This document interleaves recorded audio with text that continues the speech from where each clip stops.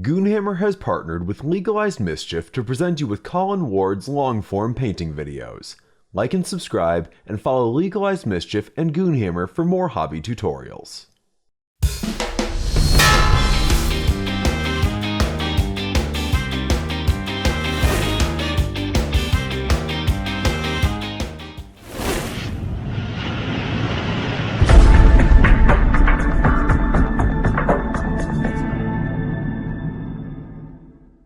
Hey everyone, it's Colin with Legalized Mischief Productions. Thank you for joining me and welcome. And today I'm going to be doing a new tutorial series on the Emperor's Champion.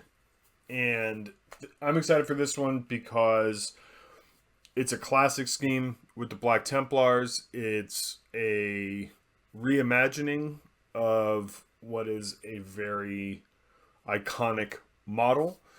And it's just cool. It'll be pretty straightforward, I think. It's not a overly complicated scheme. It should be pretty straightforward, but I'll take you through it regardless. But it's going to be a cool miniature to paint. So when I got the Emperor's Champion model from GW, the new one, I don't play Black Templars, so I wasn't going to use it for that. I ended up converting it to a different model, but I had the helmet and sword and a couple other bits left over. And then I read Warhawk by Chris Raitt, who depicted Sigismund in just such an epic and cool way that I think like the day after I finished the book, I ended up converting this model just because Sigismund is such a badass in that book, excuse me. So what I did was I had Mortarion, which ended up just being the legs for the model. I wanted it to be heroic scale. I wanted it to be one of my Primarch scale models, and I had this vision for the model, and ultimately made it work. So Mortarion, I used his legs, and also his arms are both from Mortarion. And the torso is from a Custodes Aquilon Terminator, but without the top bit. Backpack is from Lorgar. And then his hip plates are from Dorn. And the back collar thing here is from Custodes' character. I think one of the shield captains, 30k shield captain. Helmet is from the new 40k Emperor's Champion. And of course the sword, the black sword, is from the Emperor's Champion as well. A little chain. Then just Mark II shoulder pads. And some foil from the top of wine bottles for the kind of tabard here, and then also for the little strips of parchment that I put on his shoulder there and his backpack. And then the left hand is from, I think it's, if I remember correctly, it's from an Emperor's Children Phoenix Terminator. I had to cut Mortarion's arms and hollow out his kind of wrists to get these hands to sit in there properly, which was a bit of a challenge, but I think it ended up looking very natural. It's obviously a swordsman's pose, so I'm very, very, very pleased with just how the conversion overall ended up working out. The Templar cross, Maltese cross, belt buckle kind of bit is from the new Helbrecht model, and then some actual chain around his wrist. I don't know if I mentioned that or not. So, gonna do a classic scheme with the cream shoulder pads. I think red tabard to kind of make it more modern, with the sword brethren models that GW's just released. And then, of course, black armor, black sword, and it's pretty straightforward. Like I said, steel trim and some gold detailing on the wreath, or on the laurels rather, on his head. I love the Mortarion model for this because it has this kind of chainmail underpinning. For the joints, for the suit joints, are chainmail. They're not like that kind of rubberized. It has these kind of vents here. Like, it's just an older looking. It's an older looking armor, which I think is really fitting. I wanted a strong 30K aesthetic for this Emperor's Champion, and I think I achieved that. So while still having, it's a modern model, but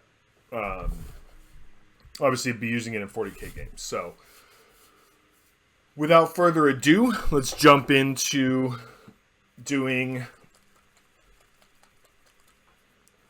some airbrushing.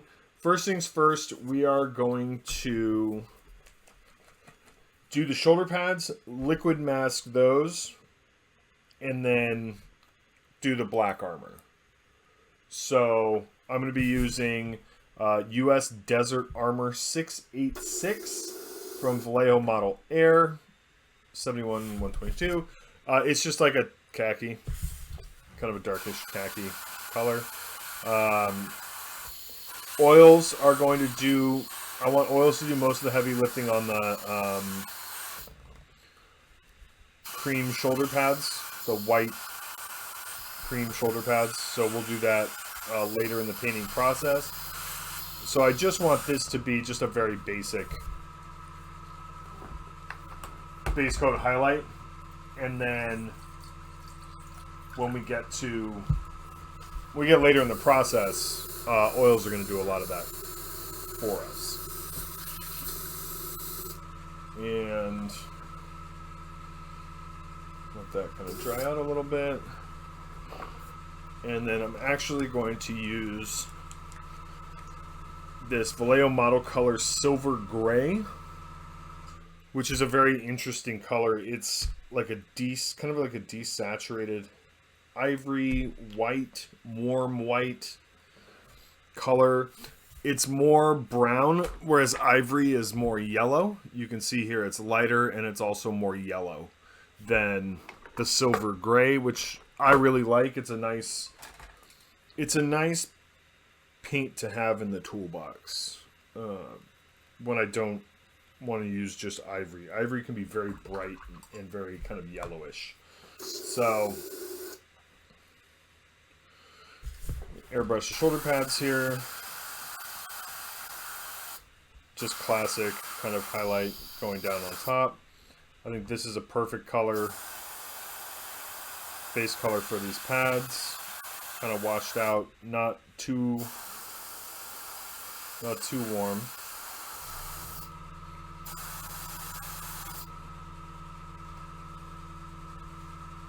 But looking kind of ivory-ish.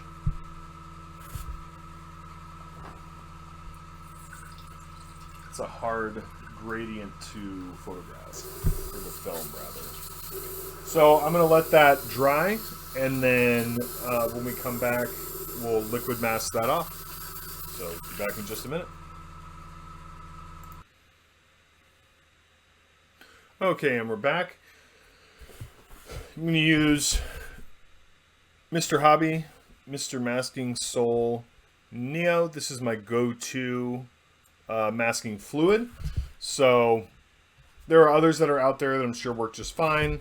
Vallejo, of course, makes one.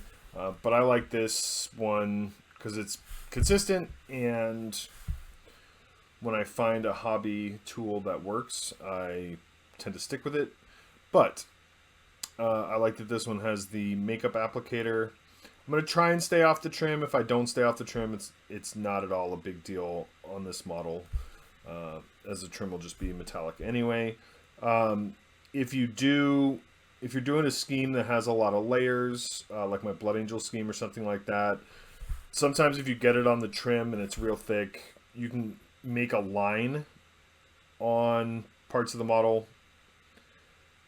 that you can visibly see where the liquid mask kind of ended. You know, not ideal, but also just kind of not the end of the world. So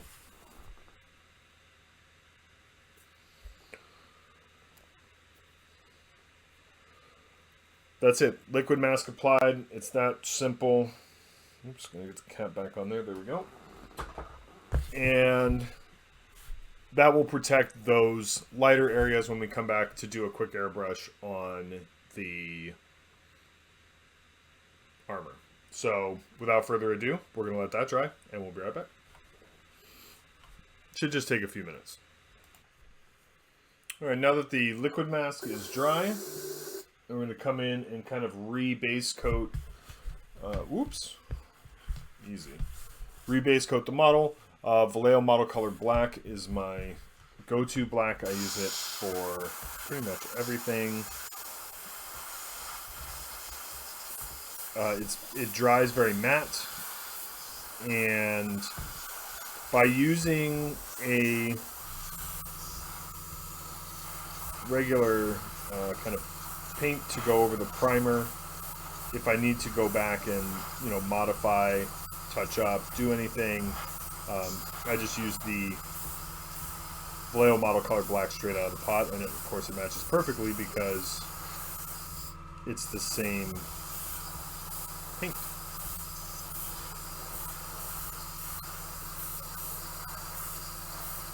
So just very thin layer going over really the whole model just to make sure. Miss anything? Perfect.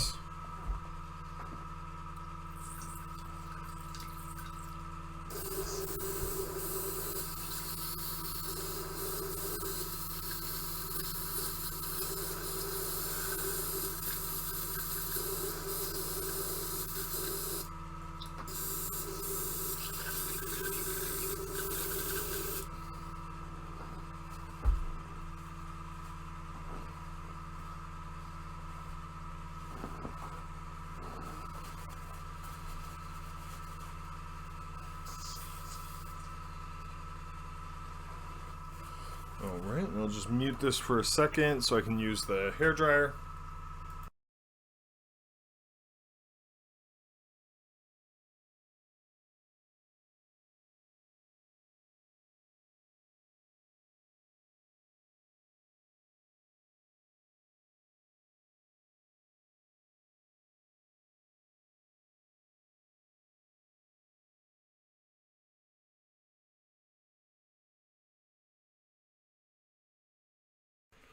Alright, and now for the highlight, I'm going to use Vallejo Model Air Dark Gray Blue. This is a great highlight color for black, and part of kind of miniature painting, especially when you're doing an established chapter, an established model like the Emperor's Champion, is kind of doing a little bit of what's expected. I have a bunch of different black kind of recipes. My favorite is probably with the greenish gray highlight that I do for my Death Company, and then you have just a regular, just straight up gray, kind of neutral black. But with Black Templars, it's kind of expected to be more of a blue-black, which plays off the warmth of the shoulder pads and the red of the tabard. So in the interest of that, what we're going to do is use this dark gray blue. Make sure just to test it out. And then top of the backpack, this is going to be a very subtle highlight. Unlike some other painters, when I paint black, most of the model stays black. I just do this one stage of gray. Top of the arm there. Top of the helmet. Top of the arm there. Gorget. Top of the leg. Knee. And then the foot and the lower leg there. And like I said, it's subtle. It's not... So lower leg, lower part of the hip plate, lower part of the butt plate, lower leg, And then kind of from on top on the back of the backpack there, again, lower hip plate, lower leg. And that's it. That's going to be our highlight on this model. And you can already see a little bit of definition there, maybe a little bit on top of the hand here. There we go. You can already see how that's defining those shapes. It's looking good. So we're going to leave that. And that's it. And then we're going to come in, we're going to do the trim. We're going to do some weathering, some scratching. There's a little bit of opportunity for edge highlighting here with the helmet and the hands and things like that, but I think a lot of that's going to get covered up. A lot of those opportunities are going to be covered by trim, which is also fine. So, you know, we're just going to have to kind of make our way, through the models. So, next thing is going to be the tabard between the legs. And then while we have this out, we're gonna hit a couple other little spots. So this is Burnt Red from Vallejo Model Color. Great paint. Use this for a lot of different applications, especially eye lenses, purity seals, and really anything that I paint red. So, yep. I think maybe we just do the tabard red, and then we'll do those. We'll do those 2 little strips on the sides in a parchment color. So pull those out. That's the nice thing about using foil is you can kind of move those out of the way, get a nice base coat down, and then put them back. So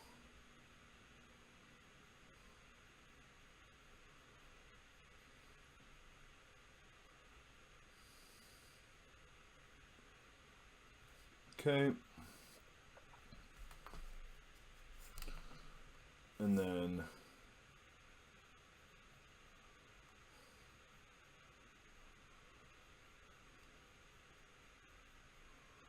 back of the parchment there, or the tabard rather. And that's going to add a really, really nice pop of color, which there isn't going to be much. It's going to be a lot of neutrals with the tans, khaki, the black. So adding that red to the scheme really, really helps. And then, of course, we're going to come in here while we have that burnt red out. And because eye lenses are one of the first things on the list as we're painting from the inside out, we'll get those eye lenses blocked in on the helmet there. Oops. And that's why, because wow, making a mess of that. Holy smokes.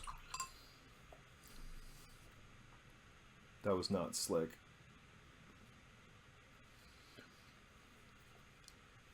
That was a lot more successful on the on the other one. And then of course this gem here.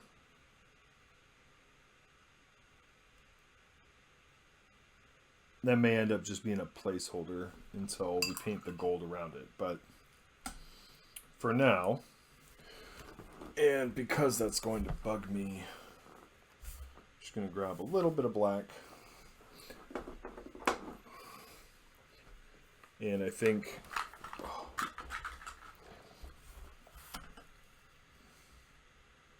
exercise a little bit more care.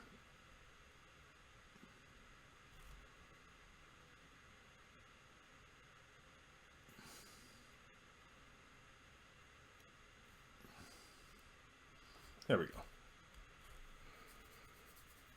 So carry a little bit of color through the central part of the model. And then, importantly, because I just don't want to kind of fool around with it, and to get a very nice finish on the model itself, I'm going to grab some Tamiya tape. I'm going to push that tabard out a little bit, like so.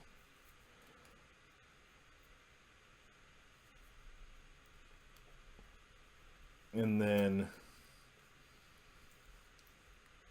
come up through the leg to mask off. Oh, geez. Okay, I gotta be careful.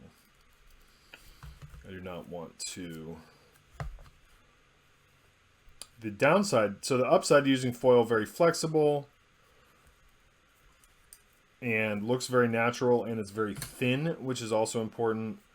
The downside is it is fragile, and it will break, which obviously is not what I want. And come on, there we go.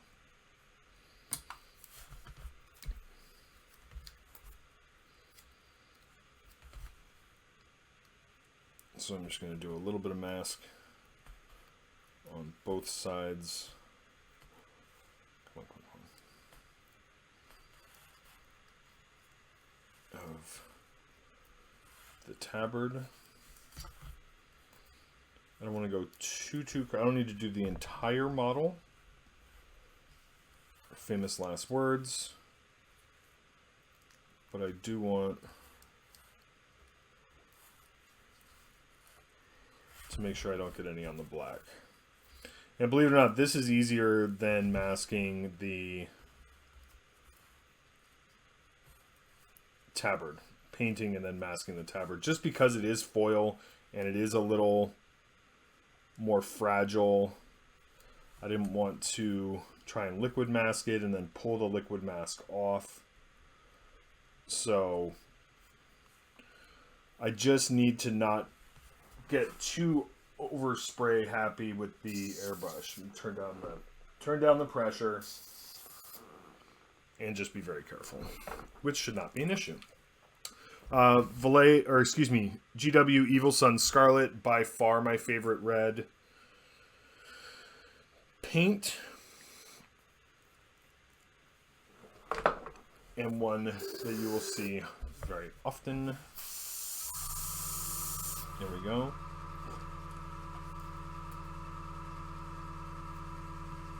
Just gonna move that out of the way.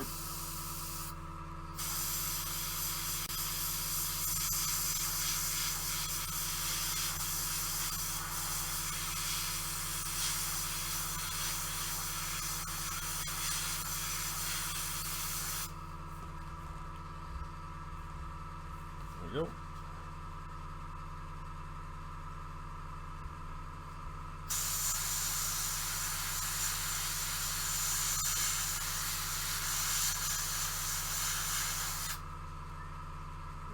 Go.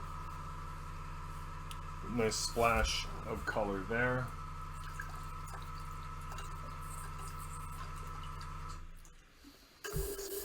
And that may very well get, some transfers and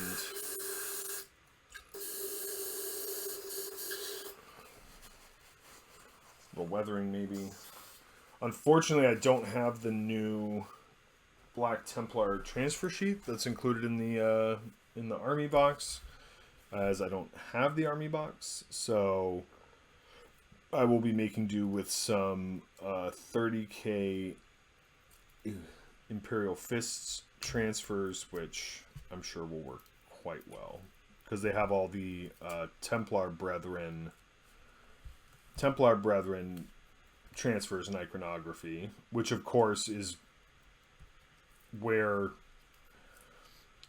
Sigismund, the original Emperor's champion, where that all originated from, where all the iconography for the Emperor's champion and really the Black Templars originated from Sigismund's cohort in the Horus Heresy, the Imperial Fists. The Black Templars, or the Templar Brethren, which were in all black armor. So, draw conclusions accordingly. And then what I'm going to do is I'm going to get an old airbrush needle. I'm going to hook a corner here and then twist, and that will peel right off. That looks good. And then again back here, hook a corner, twist, That comes right off. And there we have it. There's the basic layout of color for the Emperor's Champion. Already looking good. Already excited about this. So we're going to call it there. When we come back, it'll be time to, I think, block in metallics. I mean, this thing's going to go super fast. But this will be time to block in metallics, get those washed up, and then get a better idea of, where we're going to need to highlight and continue on from there. First things first, I'm going to get out my Vallejo Metal Color Burnt Iron. And I'm going to base coat everything that I want to be steel. Now, of course, it does not include the sword. The sword is black. Hence its name, the Black Sword. And there's a really cool description of the Black Sword in Warhawk, and also just like the origins of the Black Sword and how Sigismund came to be in possession of it. So if you haven't read the Siege of Terra series, I definitely recommend it, especially Saturnine and Warhawk. But like, you can't just read those two. You have to read this series. Some books are better than others, but those two in particular are two of the best Black Library novels, period, that I've read. They're just brilliant. So, quick trim on the pad there. I think this back part I'm going to leave. I think I'm going to leave that black. I don't think I want to make that gold, because then that'll take away from the laurel, which will also do. Oops. Got a little bit extra in the corner there. Not the end of the world, especially with how much weathering and everything is going to go into this, but I'm just going to push that. Yeah, that's fine. If I really, really need to fix that up down the road, I always can. So I'm not going to go over every single piece of trim on the model, because it would take a while, and it's, you're not learning anything new by me painting trim. So these little bits there, leave that. That's going to be gold. And then now I'm going to come in and do all these little chainmail areas at the armor joints. These are all going to be metallic, obviously.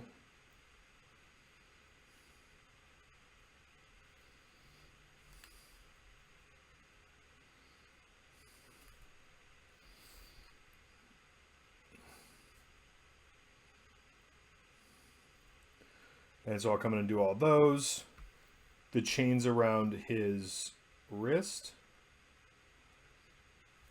And of course, he famously chains his sword to his wrist. Some of these chains are crafting material. They're just a little chain that I got from from Michael's, from the craft store, for usually making necklaces and such. And then some of them, like these kind of chunkier chains back here, are actually on the sculpted onto the kit, the Emperor's Champion, the 40K, the new model. So some of them are, but I think they're a similar enough size that it doesn't look weird to have them both on there, which of course was the goal. I just wanted them to be a similar size to where they kind of fit, which, I think they do.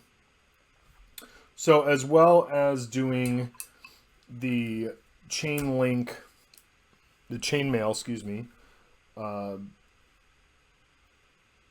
suit joints and things like that, all this trim on the knee pads.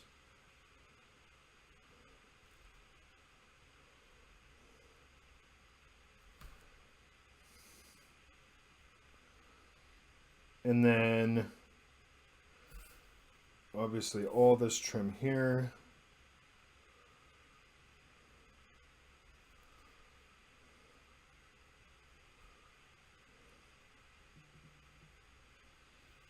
That will be silver. This trim here will be silver. So there's going to be a fair amount of dark metallic on this. And I say dark, it looks kind of like, it's like a medium metallic now. But once we hit it with Nuln oil, it's going to darken way, way, way, way down. And then we're not going to bring it too far up. I want it to stay dark. So I think maybe one line of trim there above the chainmail, and then we'll leave the rest of that black. Of course, get the edges.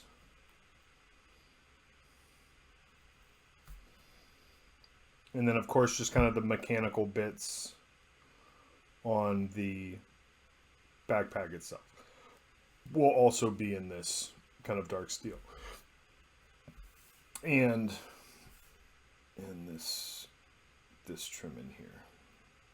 The hip plates from Dorn's Primarch model to get that Imperial Fists iconography on there to kind of give a nod to the 30K feel of this model, with that Imperial Fist iconography.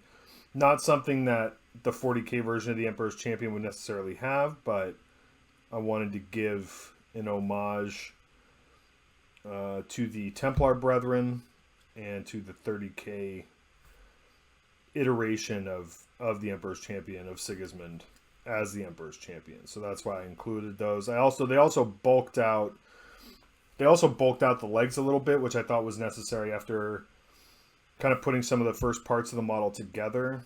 There was definitely way more going on the torso than there was on the legs, and it looked a little out of balance.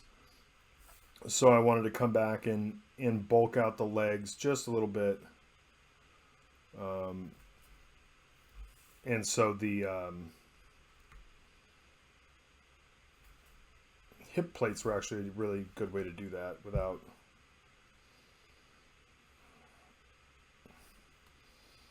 adding too much to the model, because I didn't want to he didn't need to have tree trunk. The legs are already big. It just needed to be a little bit more balanced. So I found those hip plate pieces from Dorn, because I had converted Dorn into a Custody Shield Captain for a diorama that I actually haven't finished yet.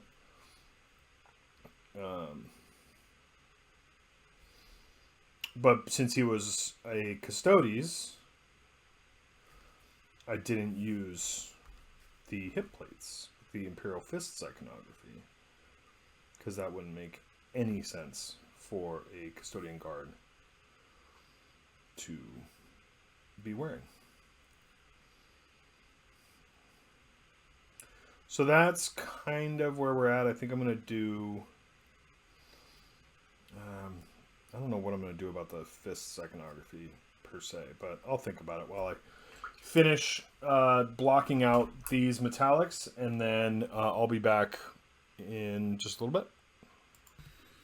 Okay, now that I've gone through and base coated all the steel elements with,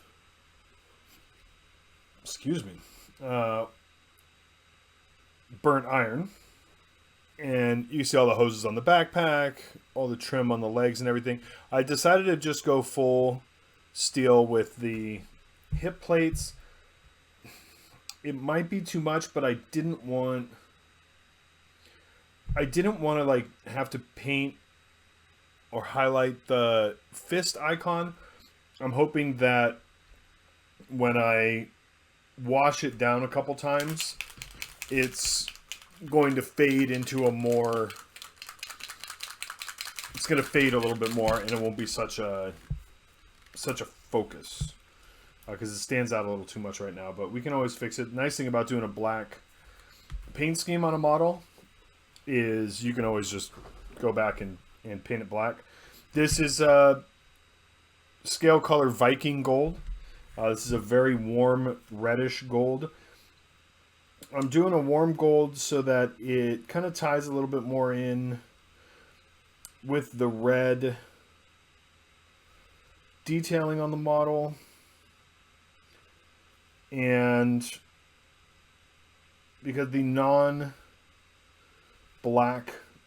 parts of the model are going to be warmer, like the lenses, the gems, the shoulder pads are going to be a warm kind of cream color. So I want the gold to reflect that as well. And just a nice base coat on the laurels.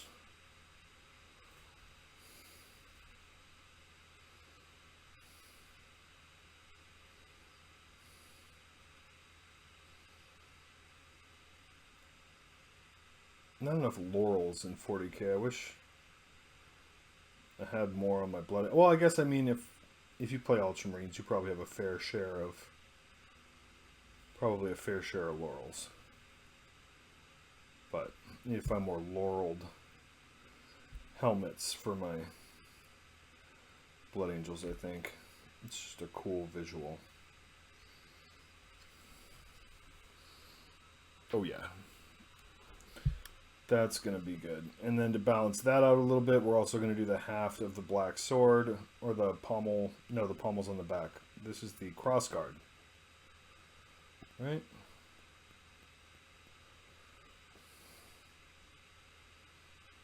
I'm going to go with that.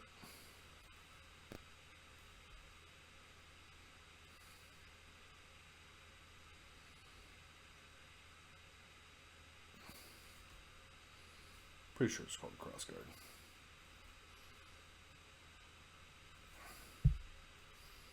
Nice little base coat there.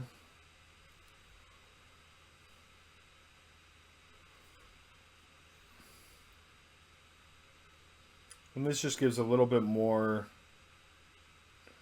kind of diversity to what really is a very, very minimalist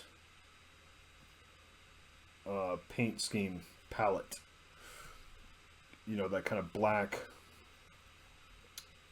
and cream and red or white. A lot of people do like a pure white for the shoulder pads, which works and it looks good. And black and white and red obviously is a very good color combination, tried and true through the ages. Not just in wargaming, of course, but just in general. But I really like the more kind of cream, warm, ivory kind of color rather than just a cold white. I think this works a lot better. So, gold on the laurel, gold on the sword,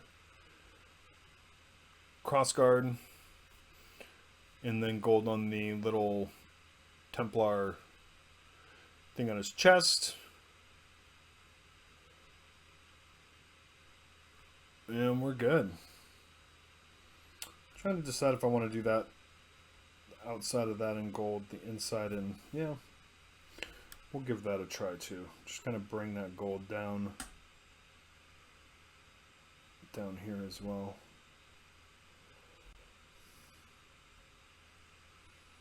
Just the outside portion. The inside portion will stay black. But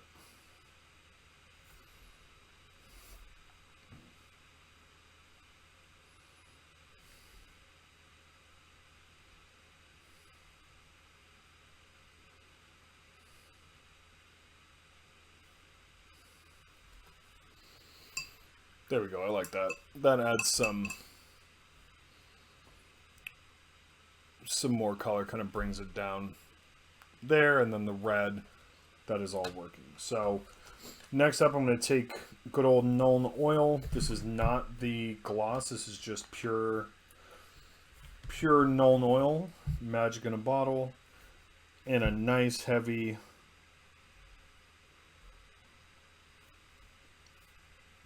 wash over all of this trim.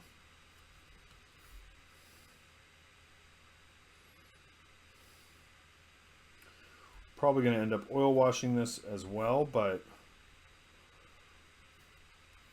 we want layers for a model, for a signature central character showpiece type model.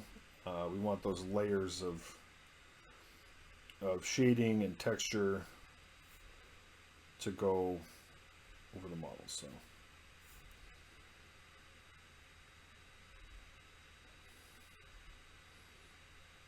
we'll do the acrylic wash, come back, highlight, and then towards the end do the oil wash. Get under the parchment strip there.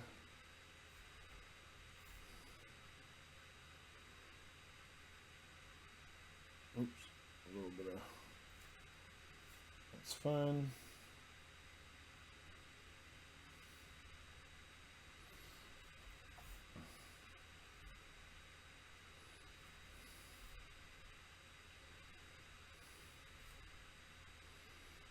Do not need to be shy with the Nuln, especially on these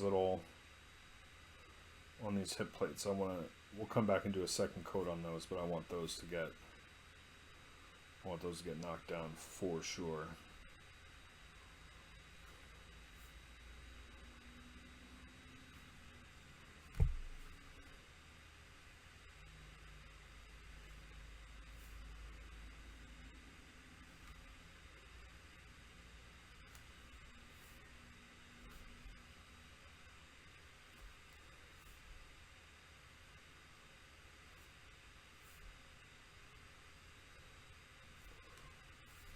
Make sure, nice generous wash on that chainmail as well.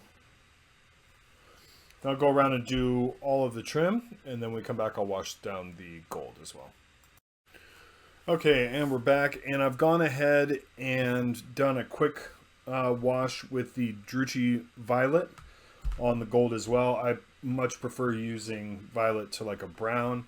It just gives a more interesting look. So did the Druchii on the Viking gold there, and then also on the eye lenses chest plate, and then on the Maltese cross there. So as you can see, the Nuln, couple coats of Nuln on those hip plates really dulled that down a lot. We want to be careful not to over highlight that when we come back and do the highlights, because we want those to kind of have faded into the background. So what I'm going to do right now, since we still have a couple minutes before this reaches about the 20-minute mark that I was hoping to hit, I'm going to get P3 Hammerfall Khaki. This is any kind of, I don't know, bone or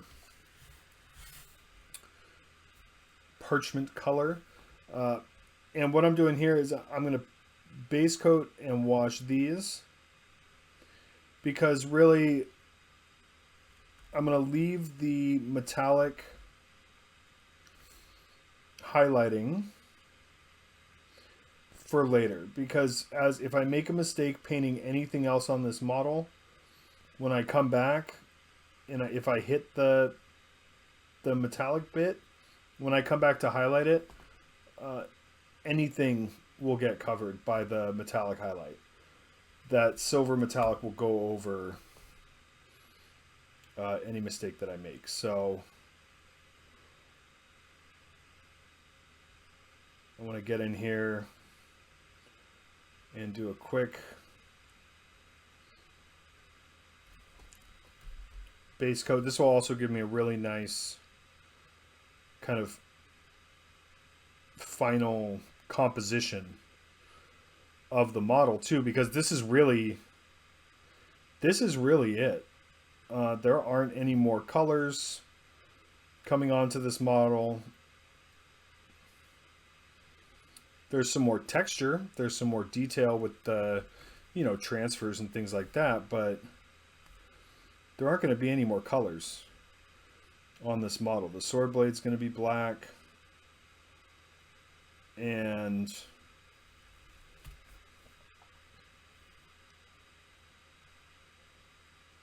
lenses, gems, all that's going to be white, or excuse me, going to be red. So this is really compositionally going to give us the full picture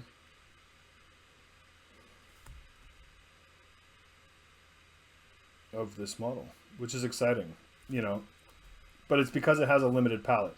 Typically, you don't get that until you're pretty far into the process, because most models are fairly complex, and they have a lot of different elements going on.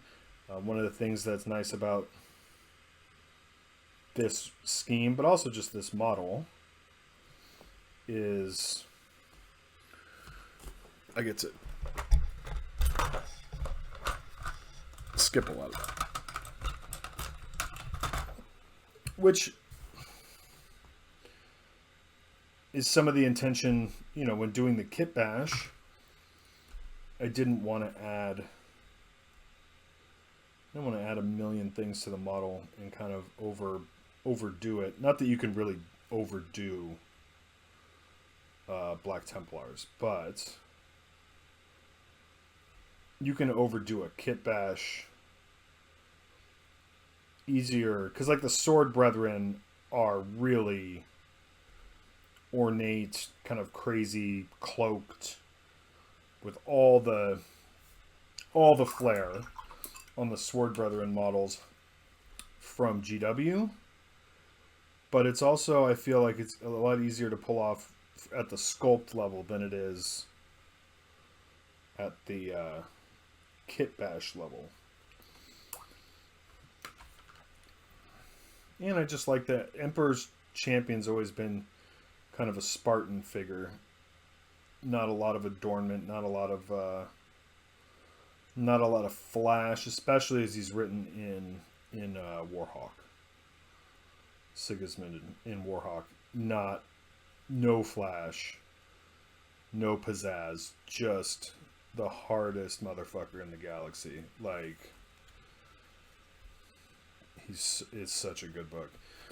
So that's it. That's the kind of composition of this model. I think the Parchment worked out really well. I'm going to grab a little bit of that Agrax real quick. And then when we come back in the next segment, we can start detailing some of these elements. We can start doing some highlighting. So this model is going to come together very, very quickly, which is cool, because it kind of gives me that, a Black Templar army, that would be cool. But yes, it would be. But I mean, I already have close combat Space Marines, so it's hard to justify a different flavor of close combat Space Marines. And like, none of the GW models are this straightforward to paint. They're all crazy detailed, with all kinds of little bones and trinkets and reliquaries, and so that's a whole nother ball of wax. I have ornate close combat Marines as kind of my jam, so we'll see. But this model certainly is looking fierce. This model, if I'm gonna make an army, this is the model you want to do it around, because this guy is a badass. So that's it for this. Just kind of base coating and washing for this segment.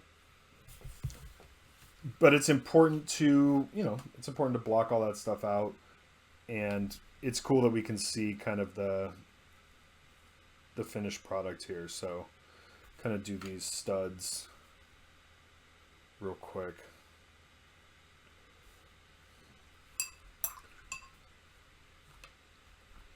It's cool that we can see what this model is going to look like. So I hope you enjoyed the tutorial. You know, a little workmanlike, but that's the job. And when we come back, we'll do the lenses, a gem, we'll highlight some gold, and we'll start in on, you know, the rest of the process. So we're going to be working on highlighting the black armor and doing some eye lenses real quick. So the eye lenses are going to be red. We've already base coated and washed them. Base coated with that burnt red and then washed with the Drucci. I'm just getting zoomed in here so I can get a decent look. So we have the Evil Sun Scarlet, some light orange from Model Color. It can be any orange really. Ice yellow, and then white for the dot. And this is kind of my go-to lens approach. So I paint all my Space Marine lenses, which you do it enough times and it gets easier and easier to do 3 or 4 color lenses. I like it. I think it's fun, but definitely takes a little bit of practice. And then you get a brush with a very good tip on it. I think I'm going to use a little bit smaller one. You need a very sharp tip on the brush. First things first, I'm going to get the red. And I'm going to angle the model so that I'm just coming straight down. And I'm really only covering about 2/3 of the lens. And I'm building up to a solid red. But I want the back kind of top area to stay that dark washed burnt red. Stay in shadow. Same thing on this side.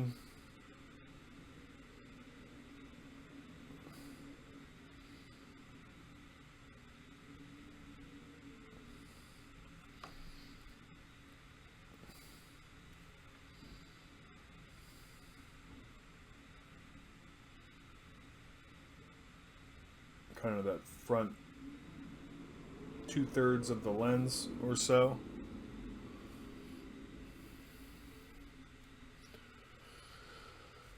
Now I'm going to mix a little bit of that light orange in with the red, but it's definitely more orange. So here's the second color. You can see it's definitely more orange. This I'm going to do about halfway.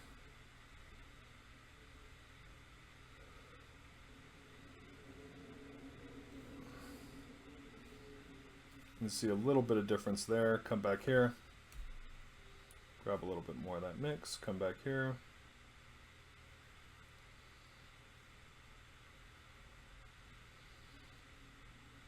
Go about halfway. Come back up here, because this is not a very strong mix. So come back up here, do a little bit more of that orange. Looking good. You see that fade a little bit. I'm going to take a little bit of that ice yellow, mix it in. Now you can see that third color, much more pale, kind of yellow orange. This is going to be maybe 1/4 of the way. Focus on the front of the lens there.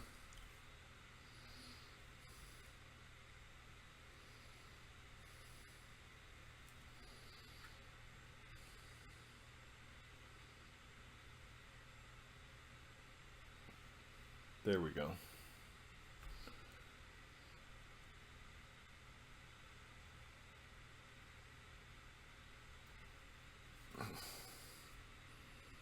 There we go. And then I'll take the white.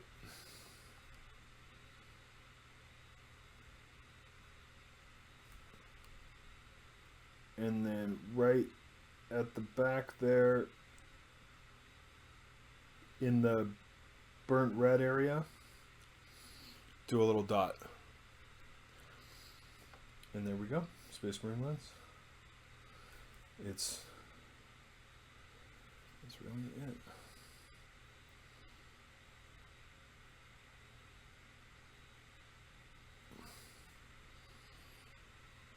And I mean, of course, you know, it looks easy.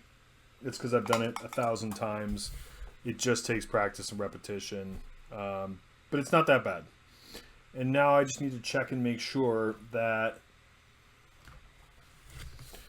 any kind of overpaint on the front of the... Oops, that's black gray. That is not black. Okay. Any kind of overpaint on the helmet around the eye socket is taken back down to black. I don't do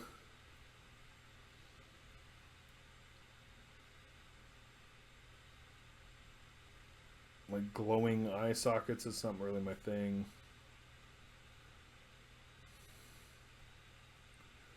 There we go.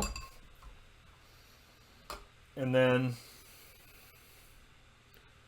so that's looking good. Zoom out just to focus out a little bit.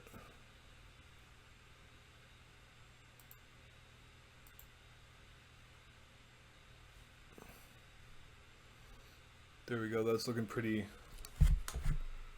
mean there. Now what I'm going to do is I'm going to get a little bit of black gray from Model Color.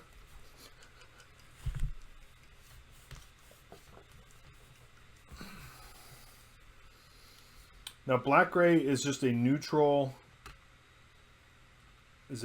gray. It's dark, but I'm really only using it to darken this somber gray, which is going to be our main highlight. But the somber gray on its own is a little too light to do the initial highlight, and then I'm going to have some wolf gray just in case I want to mix it in and kind of lighten up that somber gray. So a little bit of black gray, maybe 50-50 with the somber, because that's going to give us a nice blue gray. And then I'm going to come like back here, and I'm going to try it out like on the backpack first instead of, you know, trying it out on the helmet or something. Using the side of the brush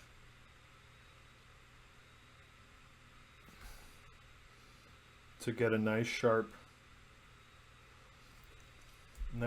edge. Not really showing up just yet. And sometimes these edges can be too sharp and you just get nothing. It also means there's not a lot of separation between the highlight color and the base color, even though I know, there it is. I know there is. Sometimes on these Forge Roll models, those edges can be so sharp as to be almost non-existent.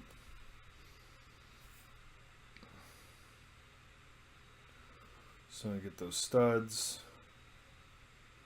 like those edges there, very rough. I think there's an edge there. No. Yeah. So far it's going extremely well.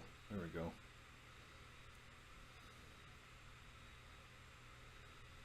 Okay.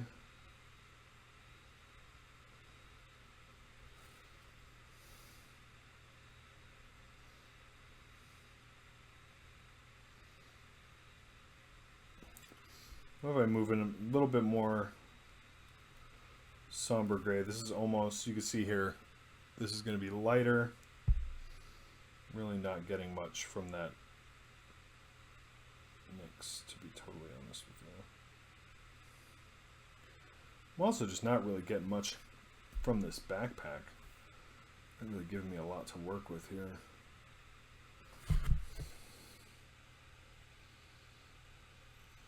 What about these parts back here? There we go.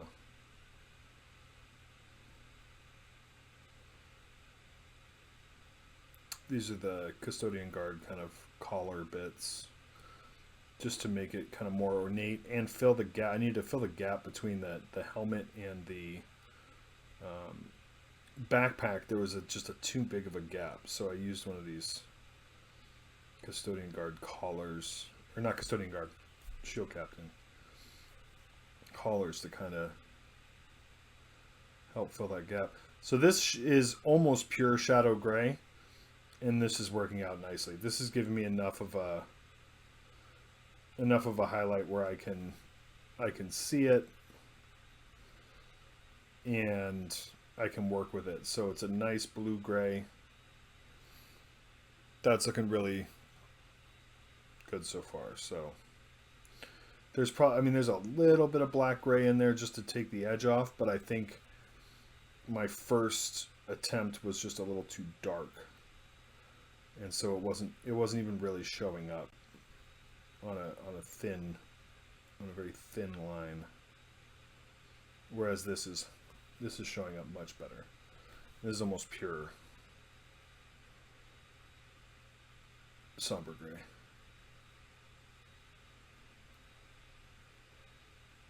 Somber gray is one of my favorite paints, one of my go-tos. It's a base coat for my white recipe. It's a very, very good paint. So, somber gray, wolf gray, white is my painting white kind of trifecta. Still going to pull in a little bit of that black gray just to knock the edge off that somber gray just a little bit, and then of course come in and do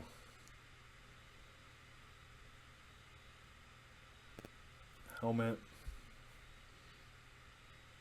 And I'm leaving the sword. The sword's probably gonna be the last thing that I do, so it's gonna be tricky.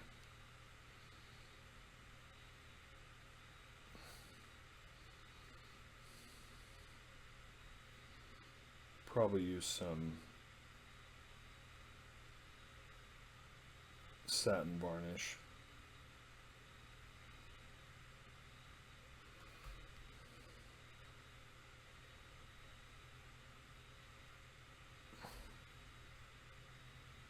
Oh shit. Kind of missed the edge there. Okay, no worries, just get some of that black.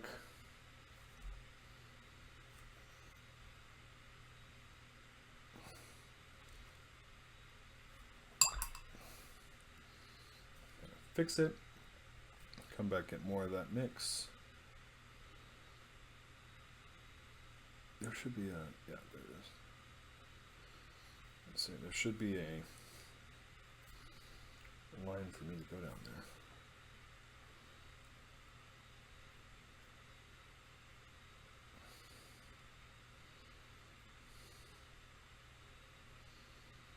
There we go. Turn that over. I'm going to get this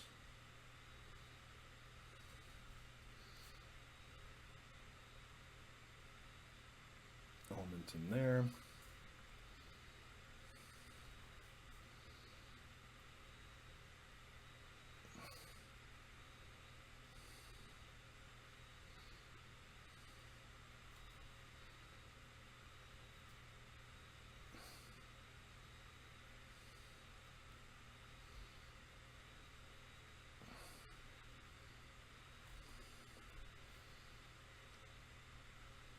Oops, too much. That's looking pretty good so far, I think. I'll have to come back and spend a little bit more time on the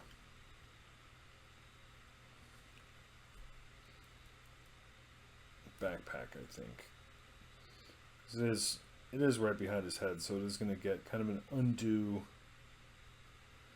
amount of visibility and attention for an element that I really don't want to draw. I don't want to draw attention to the backpack. Backpack's boring. So I think I'm going to go back there and spend a little bit more time back there. But where are the ridges on this pad, do you think? Right there. Yeah. Okay.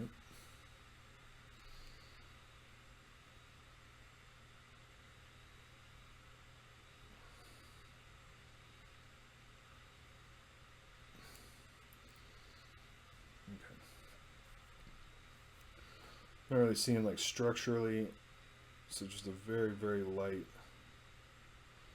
kind of line there.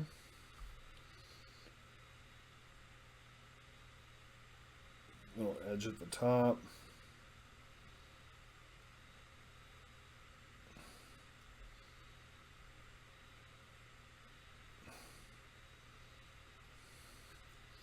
Okay.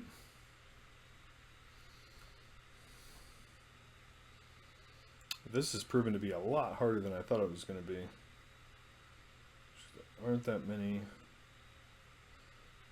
opportunities, really, with how.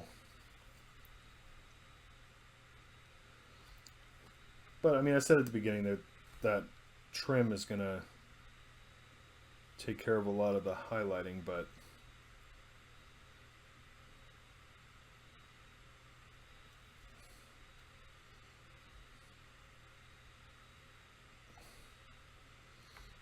there we go.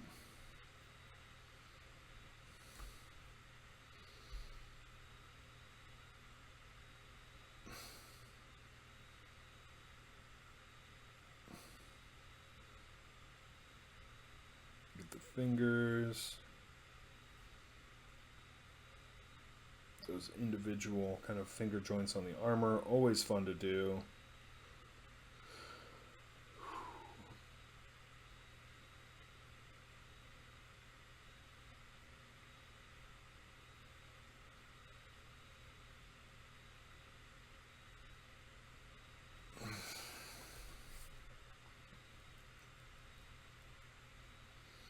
Okay, and then bring a little bit down onto the feet here, but I don't really want to over highlight the feet. The feet are not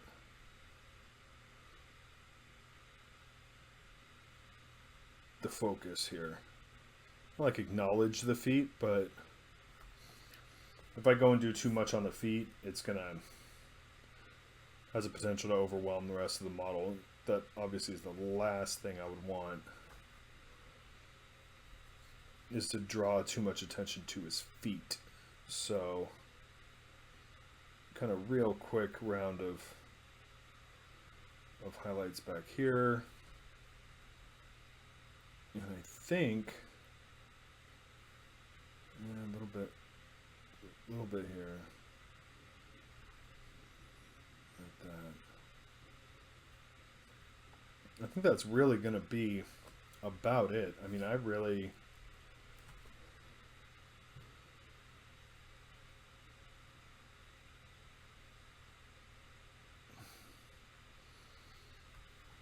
do not want to overdo this and lose how black this model is, and also just that kind of detail there. I really like. Do some transfers, and then we'll do some scratching and chipping and things. But as far as armor goes, I think that's all right. We're gonna put a lot of transfers on this guy, maybe. I don't know. It's such a minimalist. We'll see. We'll see what the sheet. See what the sheet offers, because I definitely don't need to force anything.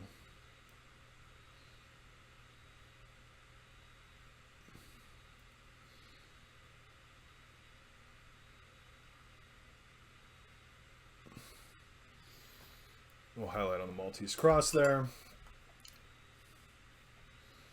And I think for right now, I think that's probably pretty good. So when we come back, we'll do some highlighting on the metallics and also on those parchment strips.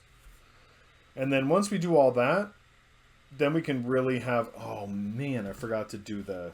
Okay.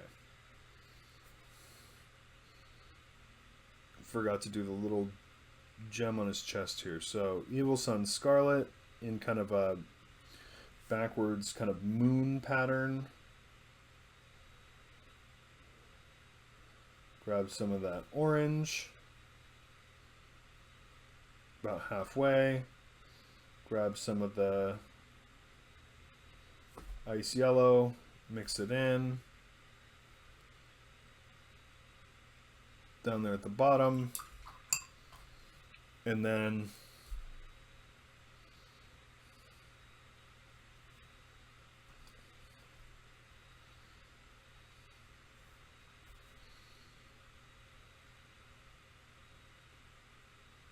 a dot of white. And we're done. There we go. Looking pretty good. Pretty good. So when we come back, like I said, we'll highlight the metallics and the parchments, and then we'll be, honestly, we'll be like most of the way done with this model. Because then it's really transfers and weathering. So this model is not going to take all the time of the world, but it's going to have a hell of a presence on the table. We're going to be highlighting some metallics and maybe some parchment, depending on how well this goes or how quickly it goes. And then it's going to be time for transfers and like weathering. Oh, and the black sword. I have to figure out how I'm going to do that. So first things first, let's get a little Vallejo Metal Color Exhaust Manifold. And this is a kind of a medium metallic rather than, you know, a very light metallic. A lot of what this is going to do is just bring back some of the shine after the Nuln Oil. I don't want to try and do too much with this. It's okay for a lot of this to be dull, especially on these hip plates. I'm going to be very, very mindful of these hip plates.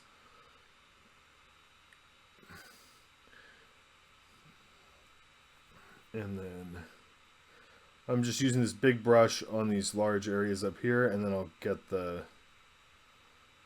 smaller brush out.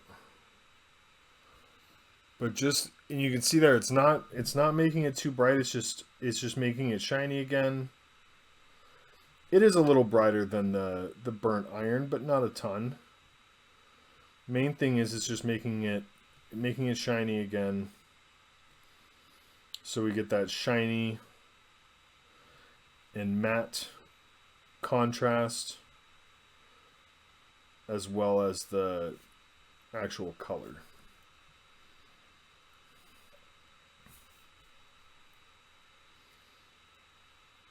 Where it's a lighter steel silver color, which it is.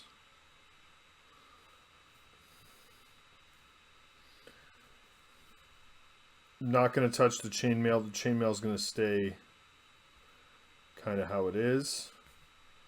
A little bit just going down on the vents there. Coming around the leg. And the top of that hip plate. Almost like an edge highlight here with that hip plate.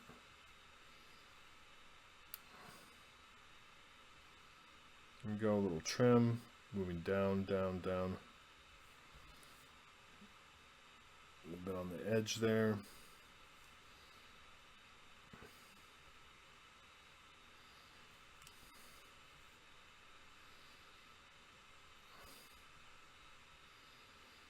All right.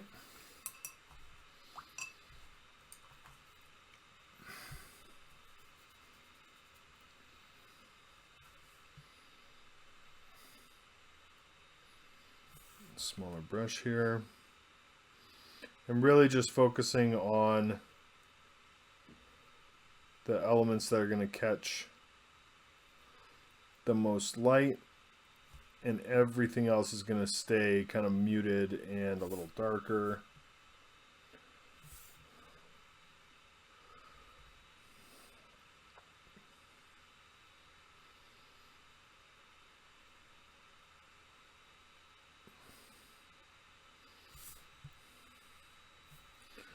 I mean, this is a really,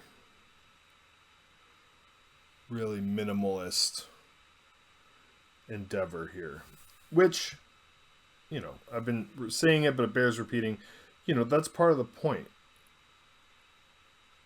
with this model specifically, but it's also, I think, kind of part of the point with the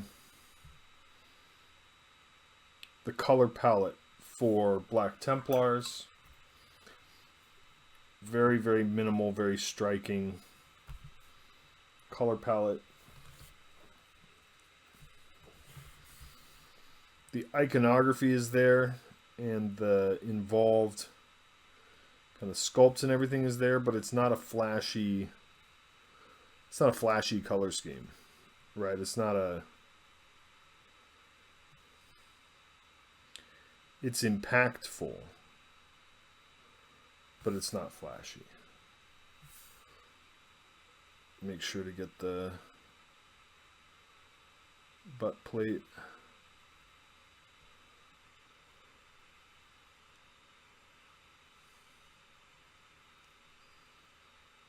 That there. The back of the leg. Make sure to get those studs. Make sure to get these little hoses.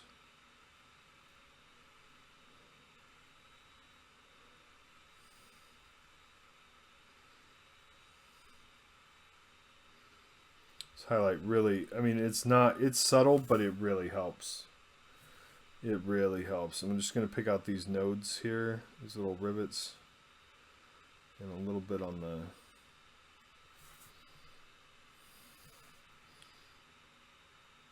edge of the exhausts here.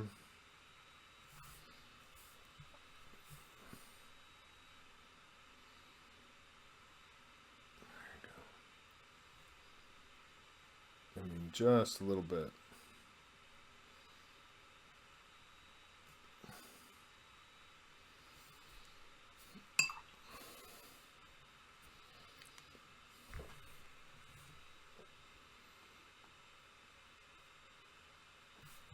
Looking pretty good.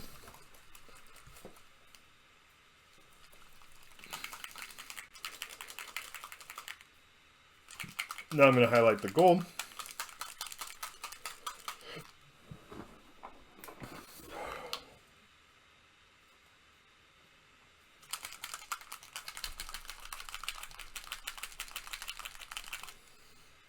Where I have Dwarven gold, which is, again, a very warm gold to highlight the warm kind of undertone. And then Moonstone Alchemy, which is kind of an orangish pink, maybe, kind of flesh tone metallic. It's unique to the Scale 75 range. And they're oddly specific, but when you do want to use one, they're a really helpful paint to have in the repertoire. So they don't get used often, but when they do, they help. So a little bit of Dwarven Gold. This is thin. Okay. We'll start in here. Nice and shiny.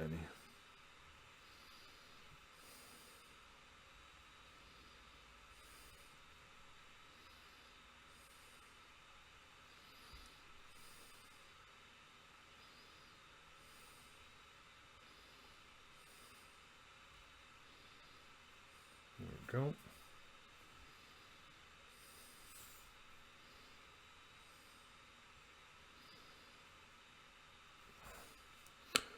That looks pretty good.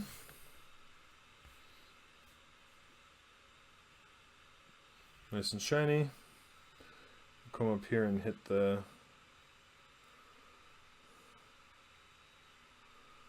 cross guard here.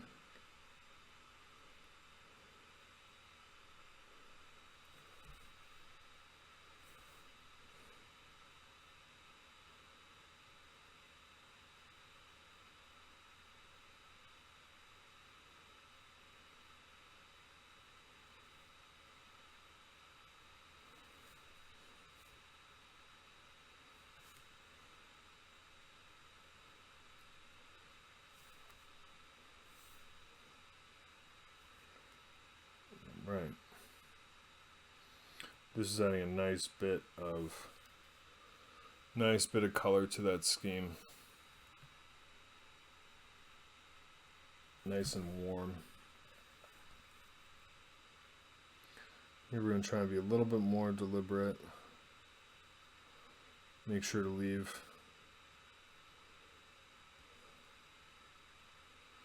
the shadow in there.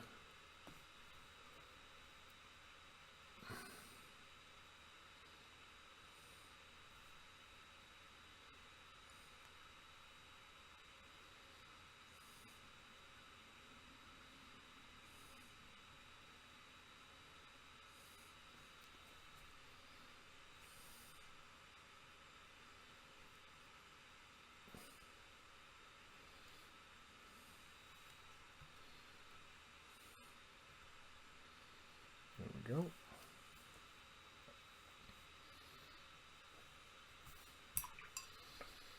Pretty good. Now we're going to get that Moonstone Alchemy. Very, very light touch. This is...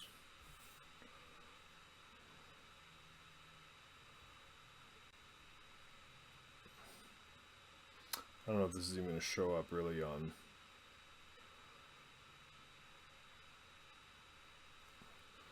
this tutorial, but very light touch.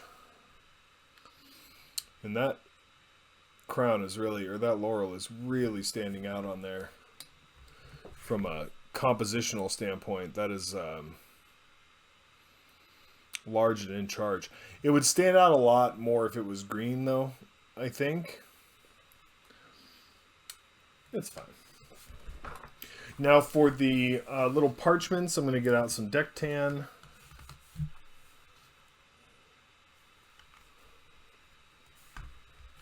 This is a nice kind of neutral, grayish, khaki-ish. It's a strange color, but I love it for this. A flat, kind of messed up brush, so you can see this is going to make a bunch of little lines.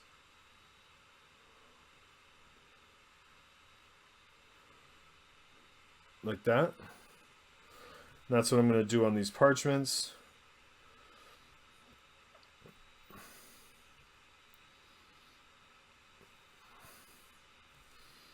Is just make little horizontal lines. And that gives kind of the texture of the parchment. It gives a little bit of an illusion of maybe writing, or I mean, at this scale, the writing would be so small so as not to even really be perceptible. So this kind of gives an illusion of a little bit of that. I also just terrible at doing little squiggle lines for the freehand and doing all that stuff to actually make it look like writing, like illuminated letters and, you know.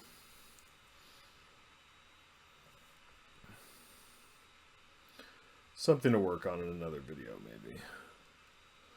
So just horizontal lines. But really, I just want the color. I just want the texture. I don't really want it to be this huge kind of sink of detail on the model.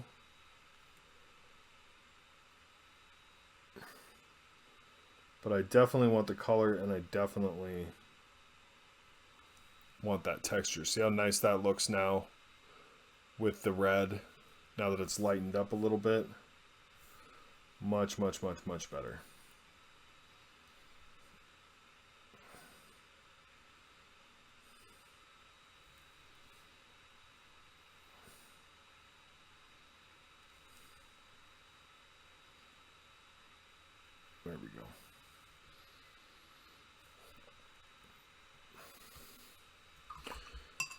And now I guess we'll work on the black sword because we already like blew through those highlights.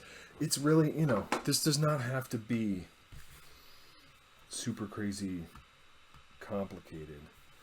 So first thing, we're going to give it another coat of just Vallejo Monocolor Black. Make sure it is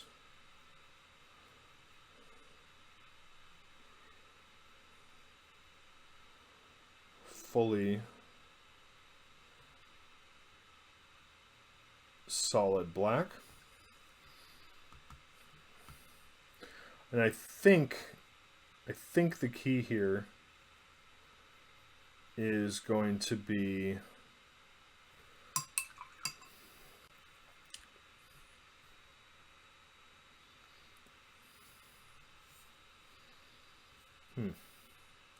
I think the key here is going to be just really, really sharp highlight. Leave most of the blade black and then try to get the... just realized that is all part of the crossguard right there. So I'm just going to hit it with that Dwarven Gold, and then I'll just drop some Druchii onto it, and it'll go back into the shadows. But I wanted to pick it out there. There we go.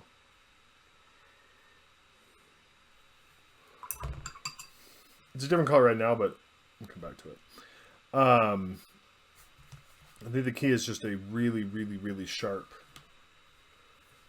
highlight.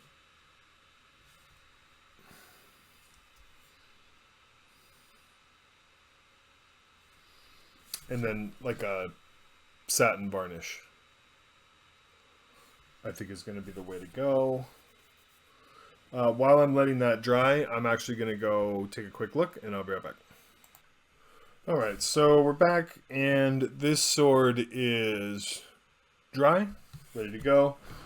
I have some Vallejo Monocolor Neutral Gray and Dark Sea Gray, which is kind of a deceptive color, because it's a light gray, but apparently a dark sea gray. And the way the black sword's described in... So this is the neutral gray. The way the black sword's described in Warhawk is that it is otherworldly in that it's like a psychically activated blade. Or not, maybe not psychically activated, psychically imbued blade. It's a mystical blade, and which is ironic, of course, for the Imperial Fists and for Dorn, and really just everybody involved. But it actually like removes the light from around it, and it's silent, obviously quite sharp, but I think the best way to do this is just leave it black. I was looking at a couple other people who had painted an Emperor's Champion and who had done the black sword, and it was just like kind of a sword, or they'd have a little bit of non-metallic metal, which I think kind of defeats the purpose of having that black. Now, when GW painted this, all of these letters are like highlighted.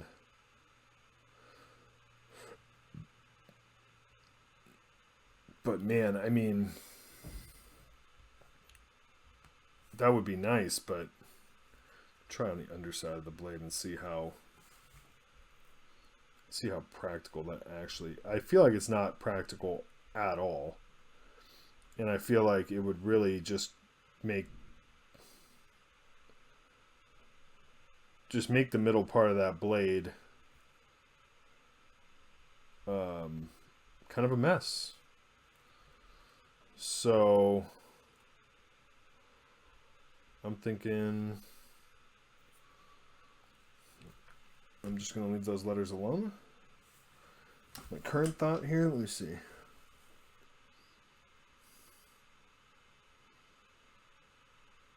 That's the part of the P there, part of the E. What is this, an I? Yeah, see, this is not... Really, I could probably put this sideways and go like this. But then that...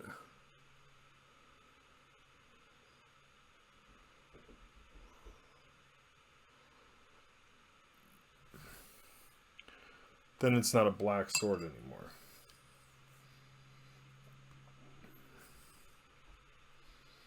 So we can go ahead and hit undo on that.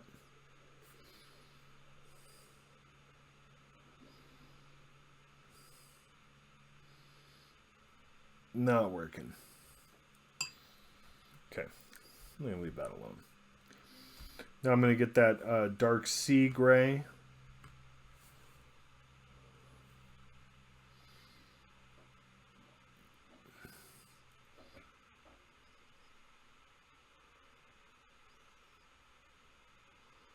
Get that lead edge. Sharpen that up a little bit.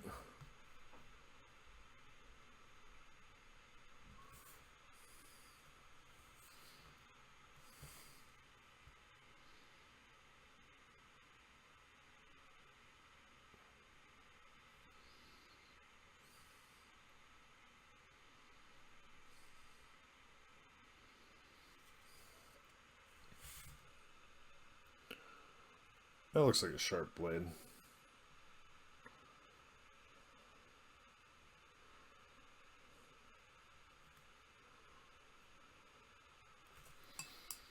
That looks like a sharp blade. Now I'm going to get a little bit more black. And see these little...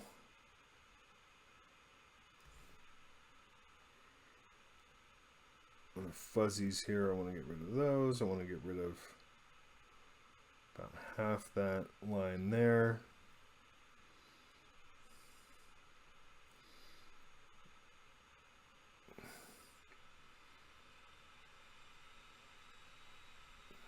There we go. That looks sharp. I feel like, let's see. Let's see what it looks like with a little...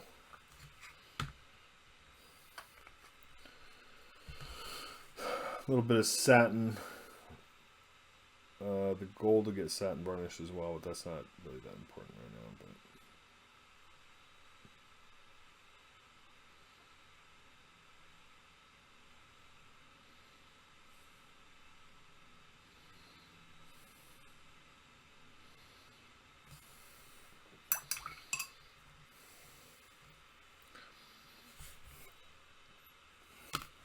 has that kind of cloudy look and then dries clear. This is just me hitting it with air to get it to dry so we can see it.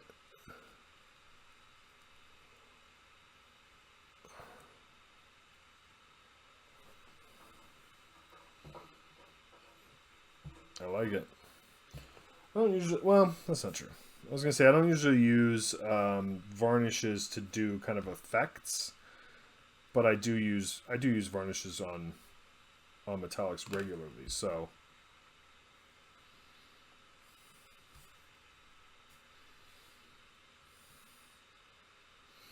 I'll have to do that again because I have a lot of varnishing to go on this model.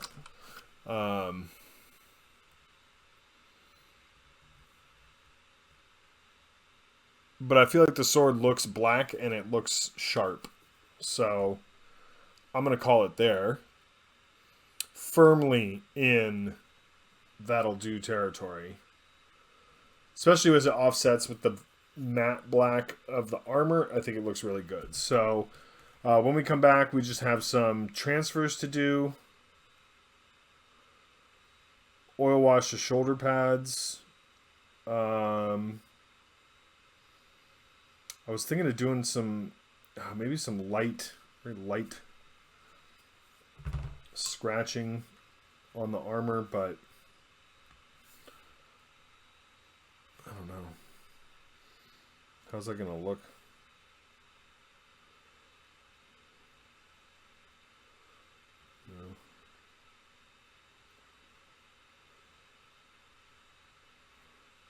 Yeah, I guess we can get away with it. Oh my god. Not if we paint like that, we can't. Okay. We'll work that into another segment. So when we come back, we're going to do a little bit of weathering on the Emperor's Champion. Obviously, he's going to be... Actually, you know what? I'm going to do him unblemished.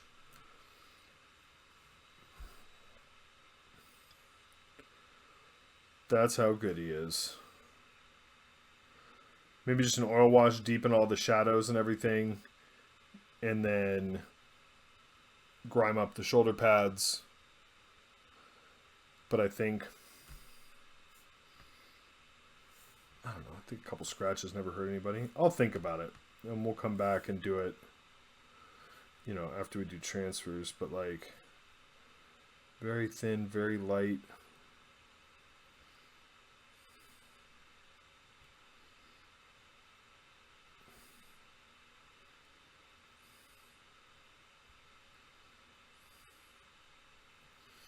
That is neither thin nor light.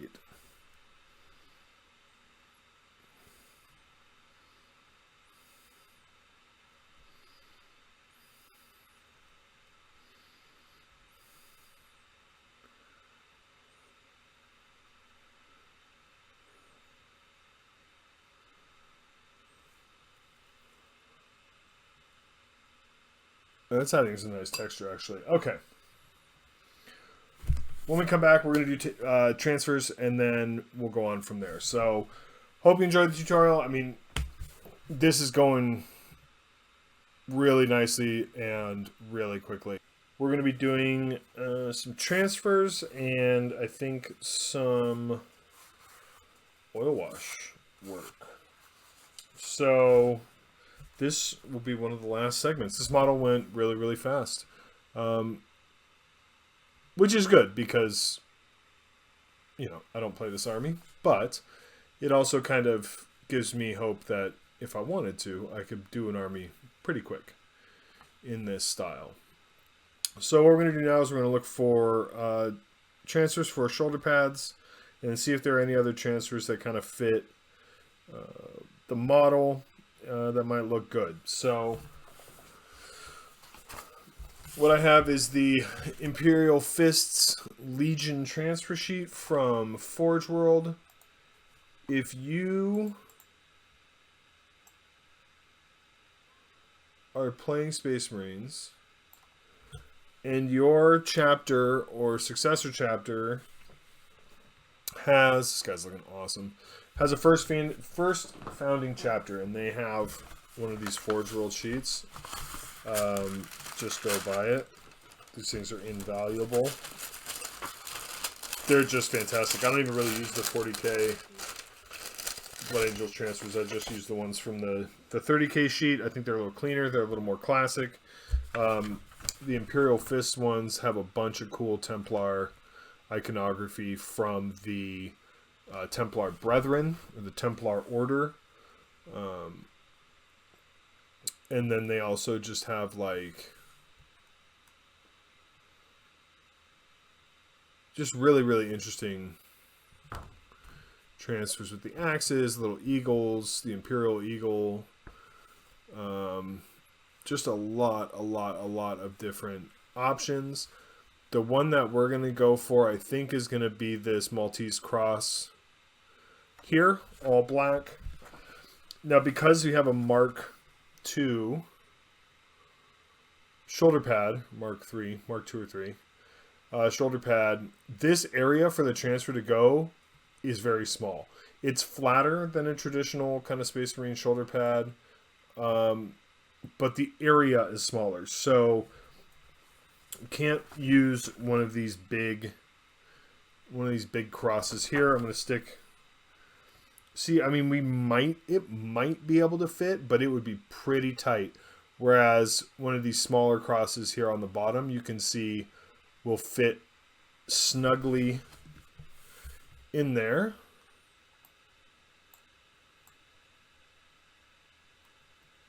Believe it or not, the autofocus is way worse than this. So, first things first, what I'm going to do is get my airbrush. And a little Liquitex gloss varnish. You can get it on, Amazon, any craft store. It's thin. This stuff's great. I haven't used a different gloss varnish. I don't know, years, because there's no reason to. It's cheap. It's thin. It goes on right out of the airbrush.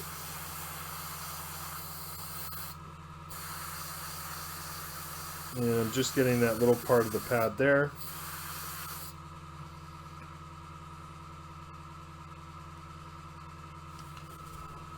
And that'll dry in just a couple seconds. While that's drying, we're going to get our transfers cut out and on.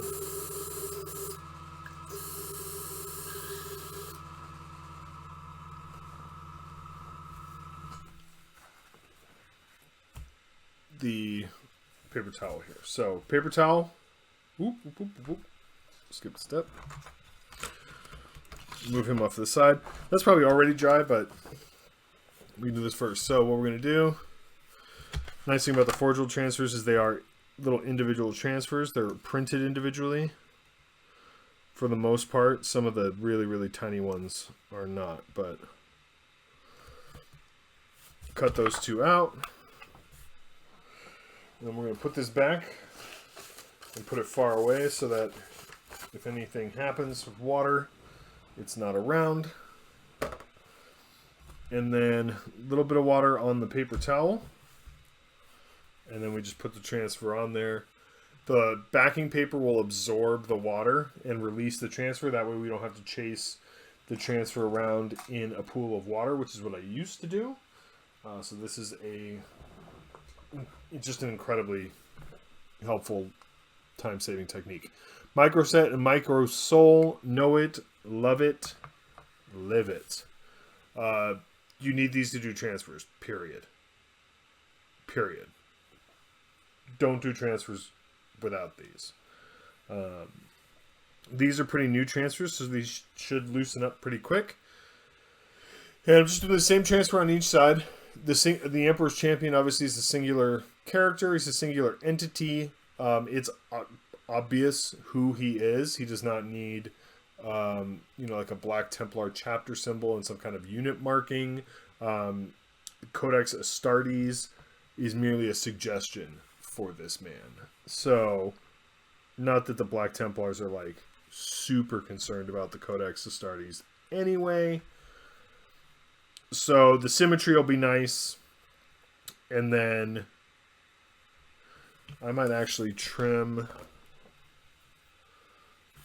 since these are square, I'm actually going to trim a corner. I'm going to trim a corner off this one. Not the Maltese cross. I'm going to leave the Maltese cross alone. But just the backing paper is in a square. So by trimming that, it's going to get me around. It's going to get me around the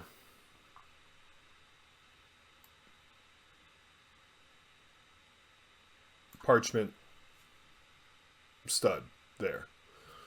So just by trimming that corner, I don't think you'll be able to see on camera. You kind of see those lines, but by trimming off that corner, it'll let me get around that. So, first things first, a little micro set over the gloss varnish.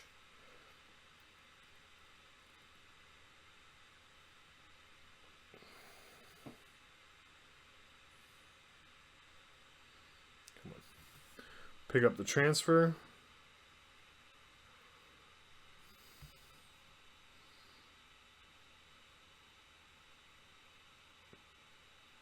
Center it. Oops. Too low. Too low.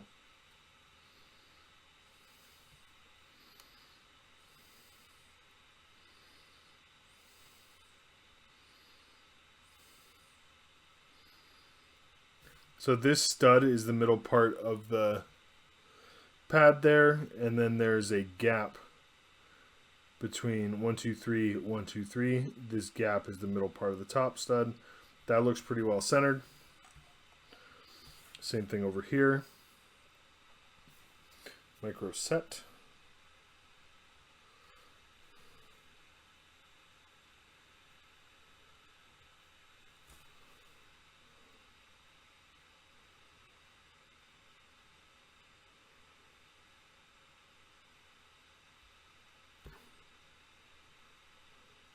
All right. That looks pretty good.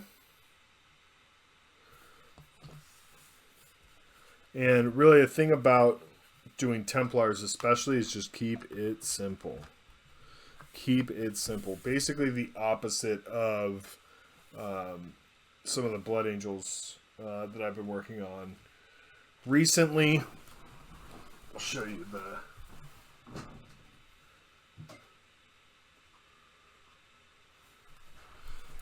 So this is the Emperor's Champion model converted to be just a company veteran for my Blood Angels.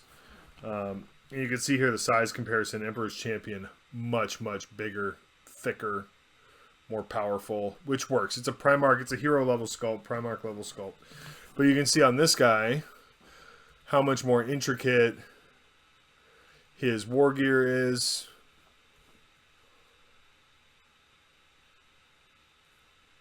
Which is befitting of the Blood Angels. Even though the armor itself isn't overwrought, it's a very kind of mild armor plating. Using the transfers is a great way to up the ornateness. I don't even think that's a word, but of the armor.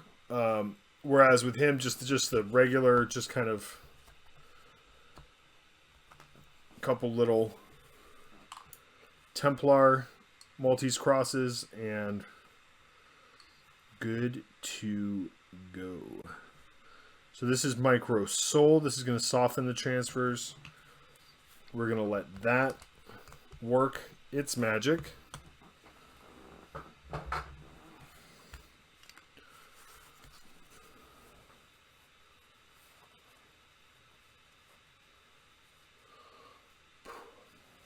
I do like how that chapter veteran turned out, though. Or company veteran.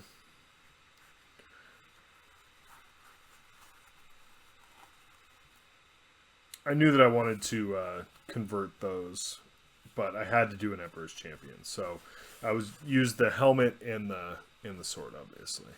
But I went over that at the beginning. All right, so now that the micro sole has worked its magic, I'm just going to take the damp part of the paper towel, very gently kind of press and get any of those last kind of wrinkles out of the transfer. Now you see it's laying on there pretty perfectly. And then now what I'm going to do is get the gloss varnish again.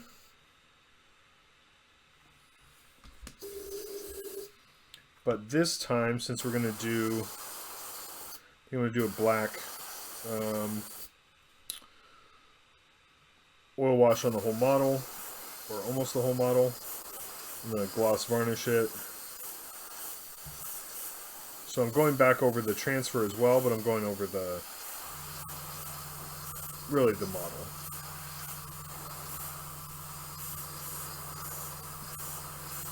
If I weren't going to oil wash the armor, or the entire model, I would still gloss varnish the transfer, because that helps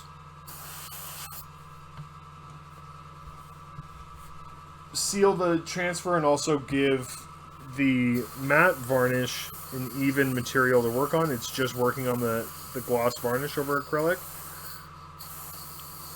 Whereas it's not working on the actual transfer itself. So that's how you get smooth, perfectly laid in transfers. I'm going to give that a minute to dry.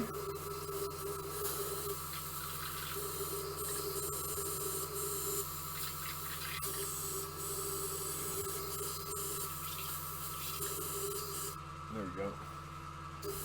Okay. Where are we at? 13 minutes. Now, if this were just a normal transfer tutorial, like if I weren't doing the oils right after, I would just hit these transfers with matte varnish and be done. But because we're going to do some oil work, we're going to leave it there. Those are done. They look good.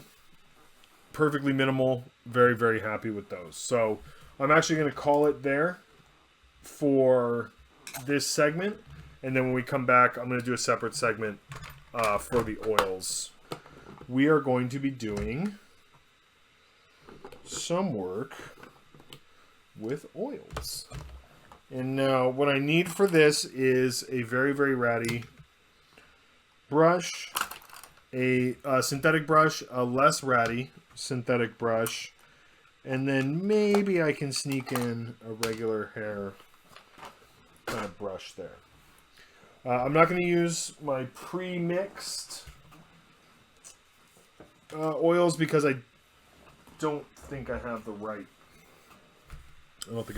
tools. So I'm going to need Artist White Spirit from Winsor & Newton, which is my go-to and has been pretty much forever. And then just this is a little salsa top that we're going to use. It's a little cluttered here. Come on. Okay. And then, of course, the model, which is still gloss varnish from the last foray. And this is cool because I can actually put a little bit of black here in the middle part.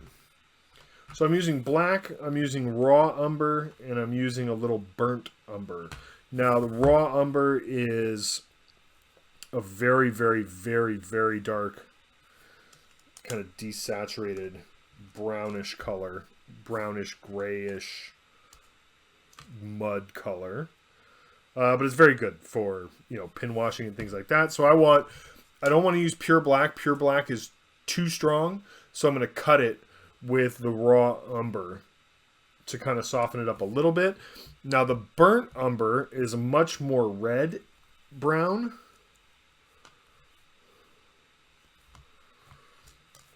And this is what I'm going to use on the shoulder pad.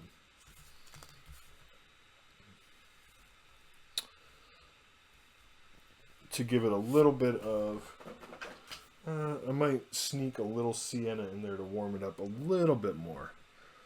But sienna is crazy strong, so a tiny bit of that. That's way too orangey red, but maybe we can find a happy medium. That's the nice thing about using oil paints. You can adjust them as minutely as you'd like. Obviously, it's how oil painters have always done it throughout history. So here you can see kind of the diluted. This is like a pure brown here. Add a little bit of that reddish brown into it, and I want this to be fairly strong. I want this to sit on those shoulders. So I'm going to do the whole. There we go. That's a good.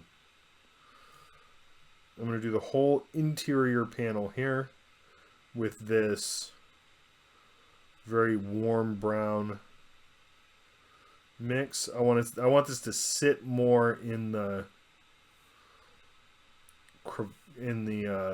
corners, kind of. So we're going to let that sit. That's done. Easy peasy. Now in this interior portion here, we have this raw umber, and then we have the black. The black is going to take over most everything. The black is just so strong. But that raw umber does cut it a little bit, and that's what I want. I don't want pure black. I know it's hard to tell on the screen, but this is not purely black. It's still got that little bit of that umber in there to soften it up.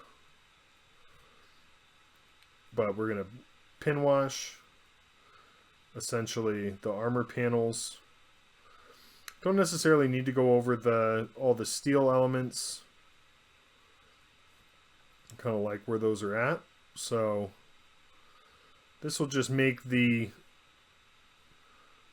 kind of deep recesses and the gaps in the plates very black, and really get those well defined beyond what they are just with the black acrylic paint. So that I think will help deepen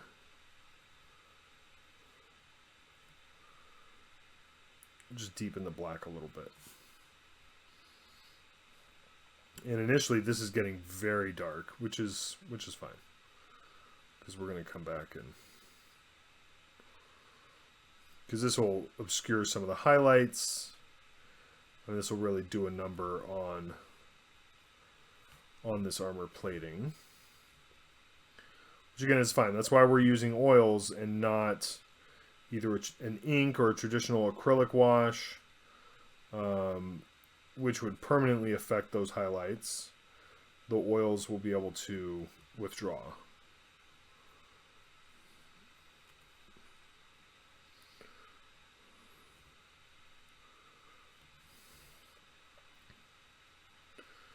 Make sure to get the helmet.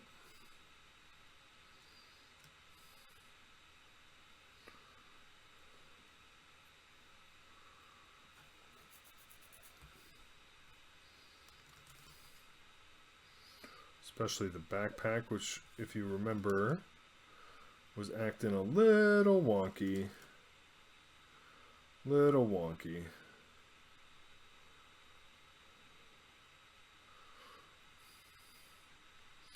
This would be great to smooth everything out and just kind of work everything together.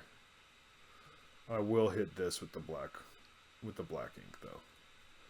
I really want to knock this down, and I really want it to be more defined than it currently is. So I will knock that down with the black oil wash.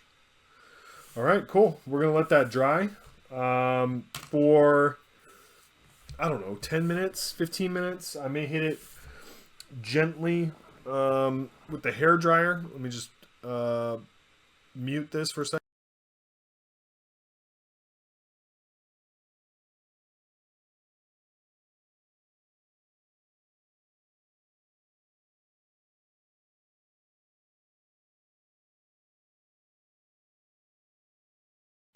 I don't want to do too much with the hair dryer. It does push wet paint around, but also there are a lot of resin elements to this. If you kind of mess around too much, then even a plastic pieces can start to get a little bit squirrely. So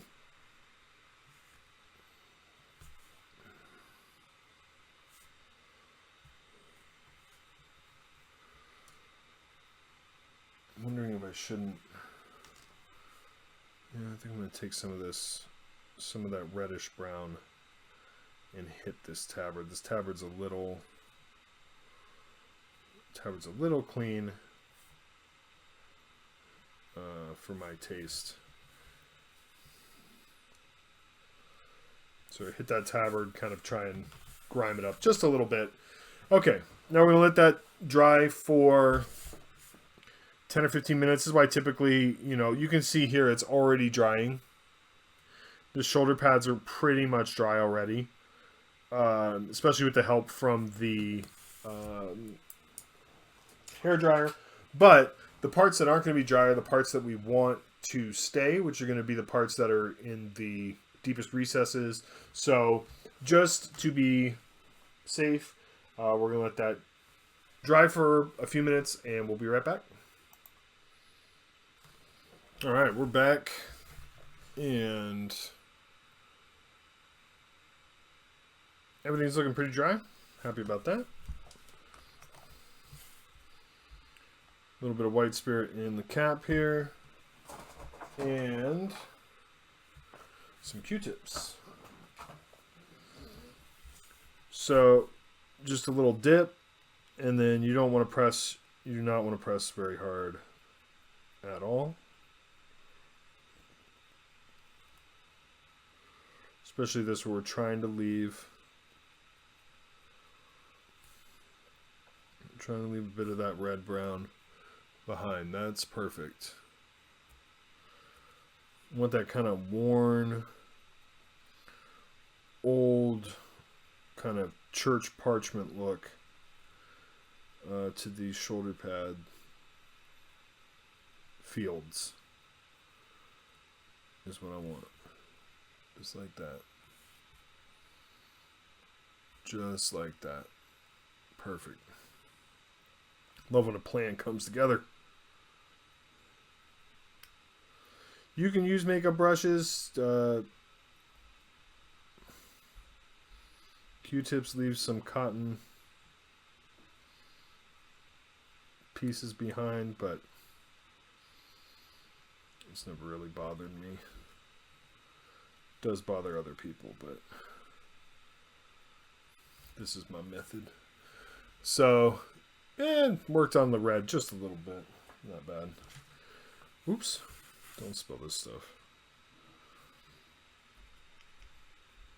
And then we're just going to stay kind of in the middle and on the top of these panels. I'm not expecting anything, you know, super dramatic to happen. It's not like other schemes where it's, you know, more noticeable. But what this is going to do is just going to take the oil wash off the top portions of the armor plates, and then just leave it in the crevices, which is what we want.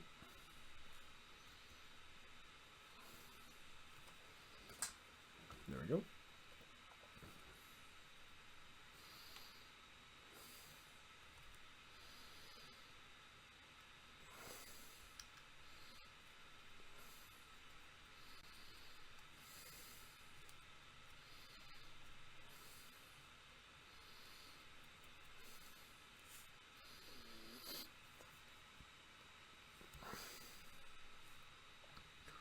A little bit off the helmet there. Make sure to get those eye lenses so they pop again. And then I can actually come back in with the brush and kind of brush out those eye lenses, brush out the far side of the helmet where maybe that Q-tip doesn't get fully, just to make sure.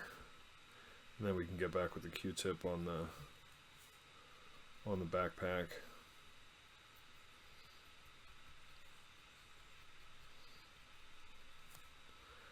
And really, that's going to be about it. I mean, this is not, you know, this is not the most labor-intensive oil washing process in history here. This is good. And as you can see, it's not taking off that much. Like, it's not that much of a kind of profound effect on the armor, but I think I'm going to be glad I did it. Especially, I mean, the pads are a no-brainer. The pads, like, look incredible. But like, if I were doing a Black Templar army, would I necessarily do that black oil wash? I don't know, maybe. But now what I want to do is kind of come through and grab some of those wispies, some of those cotton wisps from the Q-tip.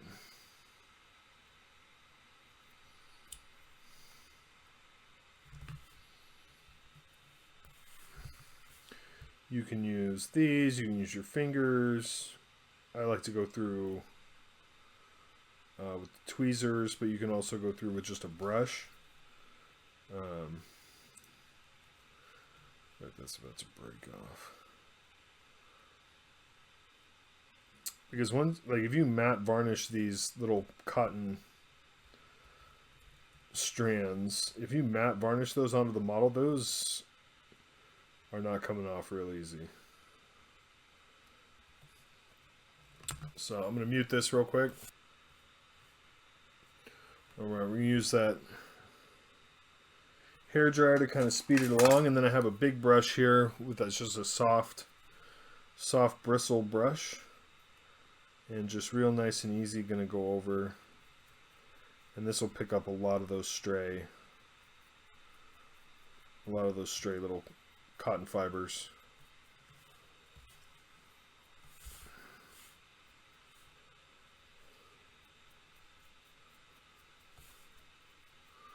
Real gentle. Man, I'm really kind of obsessed with how well that worked on the shoulder pad to give that kind of faded parchment look. So we're gonna let that dry for, I don't know, like another 5 minutes or so, 10 minutes before I hit it with the matte varnish. So we'll be right back.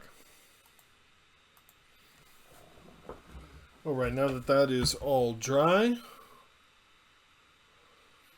looking dark, now we need the matte varnish to come in and do its work. I use Vallejo matte acrylic.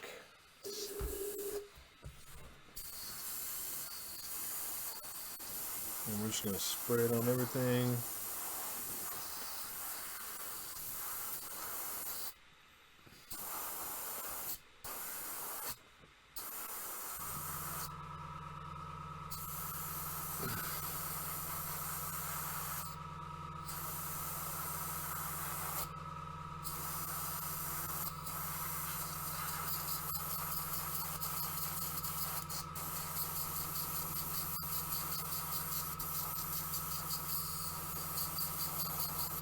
Alright, nice healthy coat of varnish. Boom. Done and done. And you see it got the sword too, like we talked about earlier. But that's fine.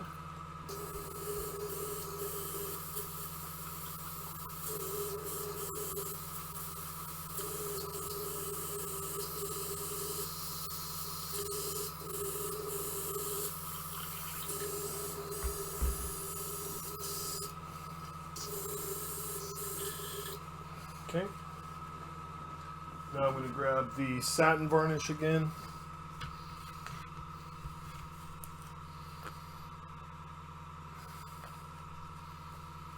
Just a couple drops is all I need. And we're going to go through and do the sword blade and the cross guard because I want that gold to shine.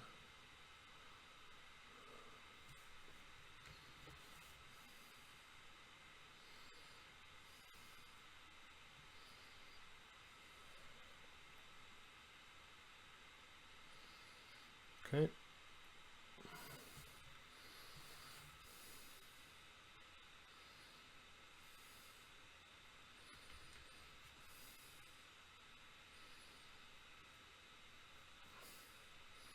I guess just in case anybody ever turns this model over, but you know, whatever. We'll do the chest, gem and gold as well. A little bit, I guess, on the corners here. Couldn't hurt. So make sure to avoid the black. Gold back here. Not the chains, though. The chains I'm going to leave more matte. Same with the shoulder pads, I think. But I am going to come hit this gold again for the laurels. Give those a nice luster. And then try and thread the needle there and get the eye lenses.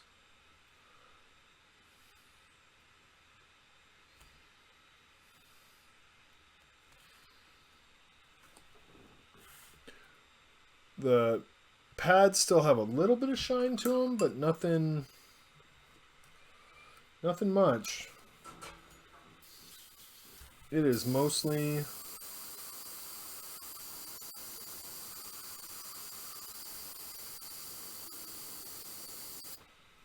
what is that there? Is that just a little flake, or is that an actual paint? There's a little red dot next to his eye lens, so go ahead and take care of that. Roll quick.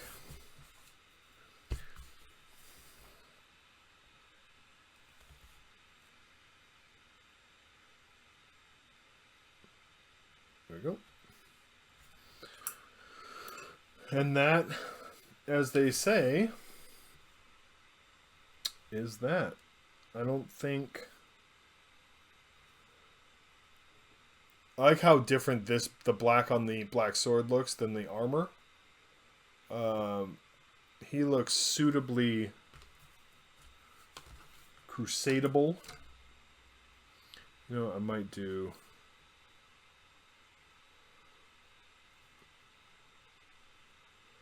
the pads. The pads were a little lacking.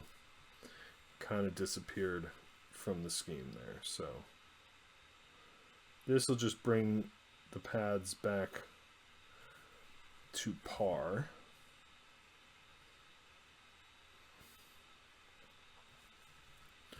Without making them too super shiny. But I do want them to have a little bit of shine to them. There we go. That's better. Alright. The power of varnishes. The rest of the trim I'm just going to leave as is.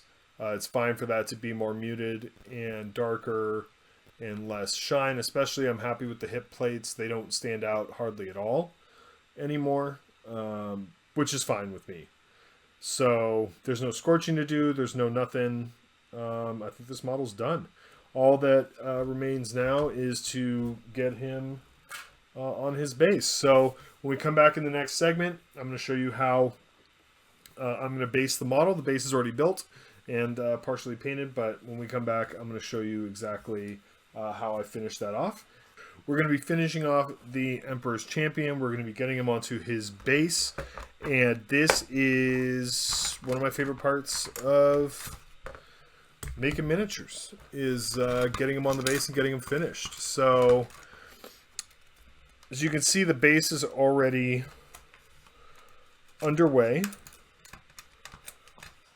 And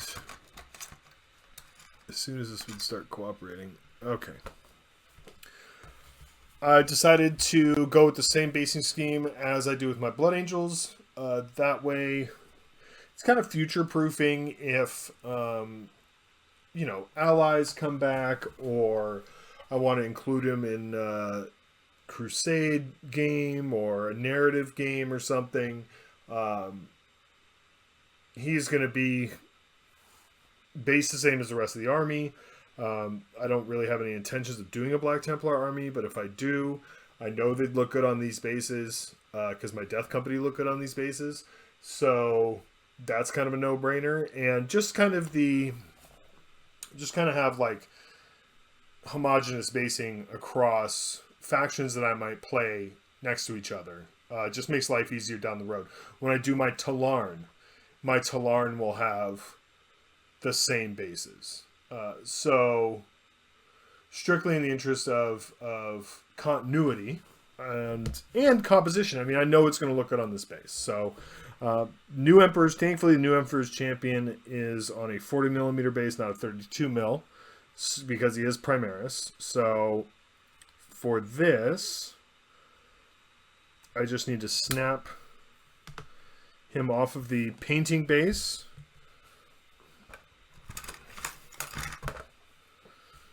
And then very carefully kind of remove that excess plastic from that foot, from where the glue was. And then on this side, I'm just going to cut this big kind of placeholder gate off of the other foot. Mortarian's kind of a weird model, but his big step up. So when I made his base, I made a nice big hero rock on the back and a place for his foot to land, like so. I think. Still barely enough room here. I don't want him to sit all awkward on the base. There we go. That'll work. So he'll sit like this, pile of skulls. And so this is an actual physical rock. So I'm not going to be drilling into that to mount this guy on his base. I'm going to have to drill into here, mark kind of the middle of the foot, drill down. That might be too far. That might be on like the inside edge of the foot. So inside edge of the foot here.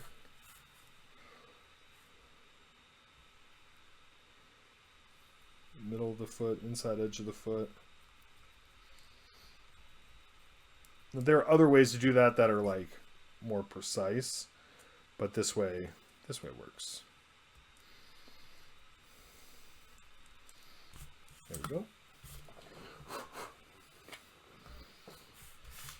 Now, a little bit of glue there.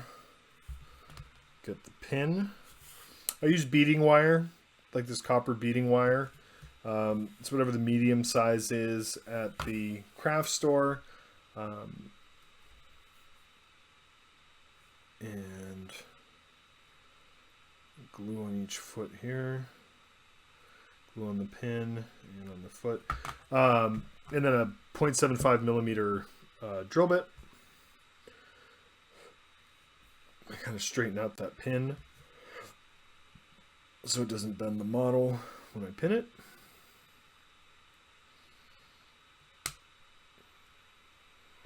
There we go.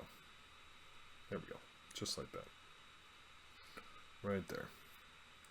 So I have the model where I want it, and then I come under here and bend that pin over, and that is going to lock, 100% lock that model in place. I'm going to take a little bit of zip kicker or put that on there just to really lock it in.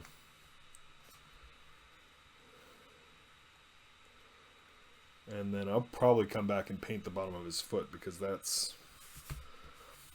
bare. Not that anybody, I mean, you're never going to see it, but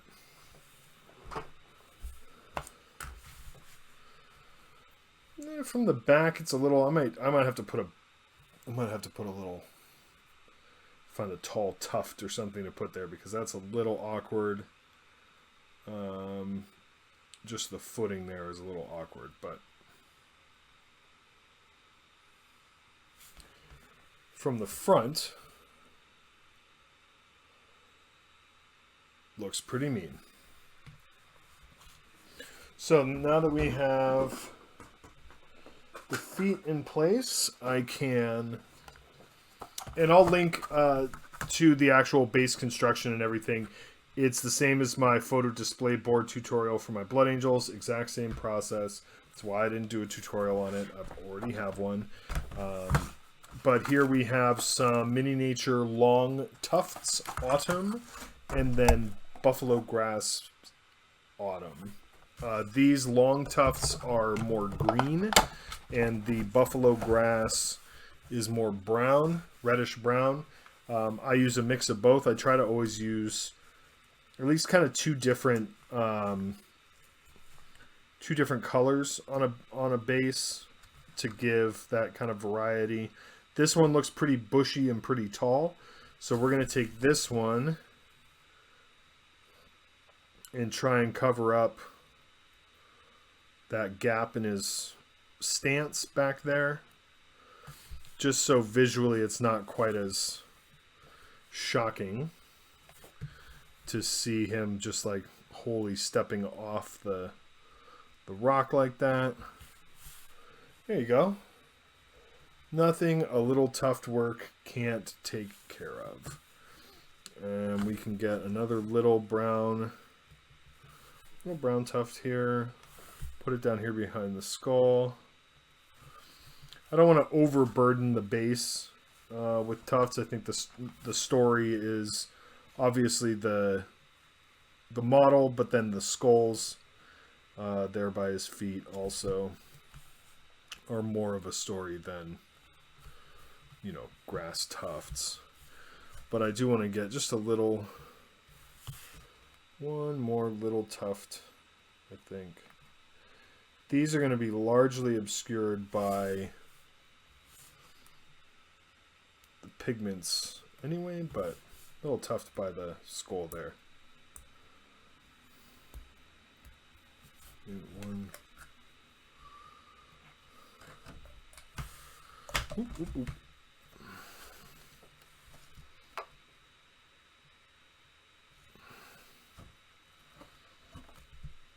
That's not actually a tuft. One of the things that I like about mini nature is that their tufts are irregular. They're not like little circles, which I think gives a more natural look. So all that tuft work kind of on the other side of his foot, I want to put a little peeking out on this side, so it's like he's kind of stepping on the area. It's not just, it doesn't look as much like I'm just trying to hide a unfortunate you know, footstep. Looks a little bit more intentional, which is always nice. That's it for tufts. Super quick and easy. Now I'm going to get some paper towels out, put the base off to the side. Once that dries, I'll throw it back into my painting base stash, and it'll live to see another day with another model. So, whoops, I'm gonna knock the camera there, my bad.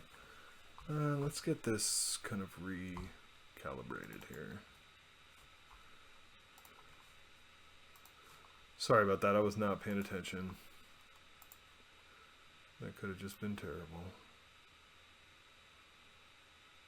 Okay. And then next step is going to be some pigments. And here we have Burning Sands from Secret Weapon, which unfortunately is out of business. And then Alkaline Dust from Abtelung 502. Very much still in business.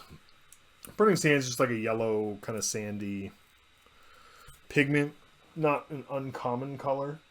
And then Scale 75 Soilworks Terrain Fixer, simply the best, except no substitutions. So a little bit of yellow. This is just going to add a little bit of dust, a little bit of texture. It helps to integrate the model into the base. It gives a more natural look. Helps to integrate the grasses, the tufts, into the base as well, by getting them a little dusty, and then a little bit of that white alkaline dust. It's not white, but it's pretty light. So it's going to have a definite effect on this black. But you see, it doesn't need to be a lot. Just a little bit on these shoes. I'm not trying to go up the armor with the dust. Just dusty shoes, you know, from running around in the desert. It makes sense. And now I get kind of a flat synthetic brush. Dip into the fixer and just let the capillary action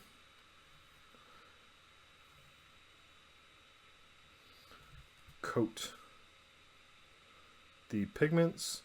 I don't want to brush this on because I will just brush the pigments straight off of the model.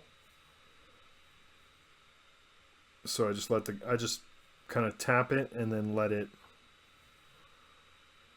That's not what I want either, though. So that's that side of the base there. It's fine.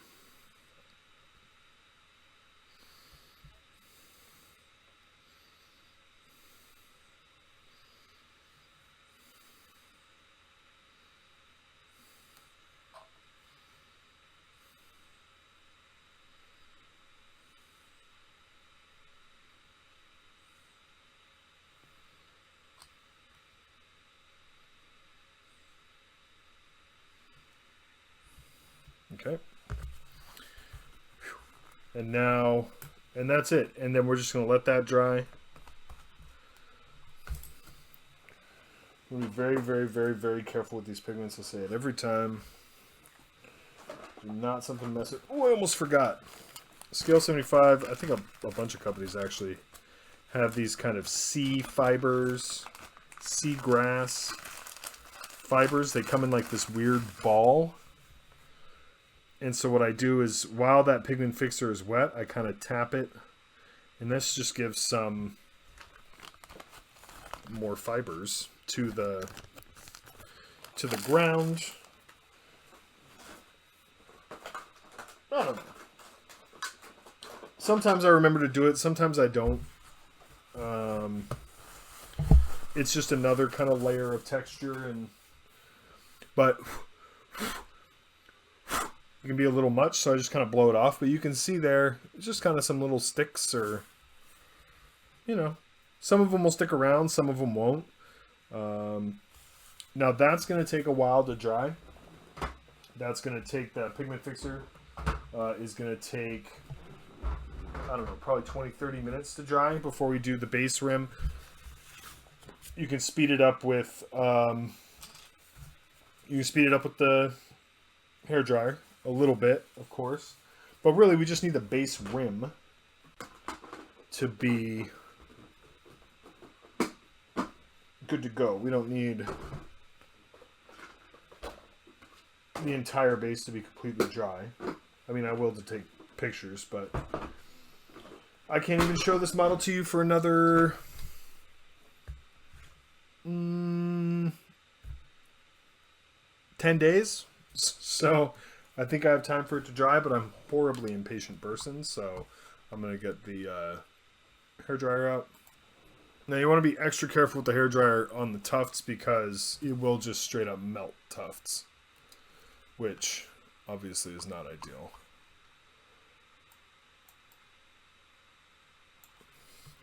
Thamar Black from P3 is what I use to paint my base rims. I always have.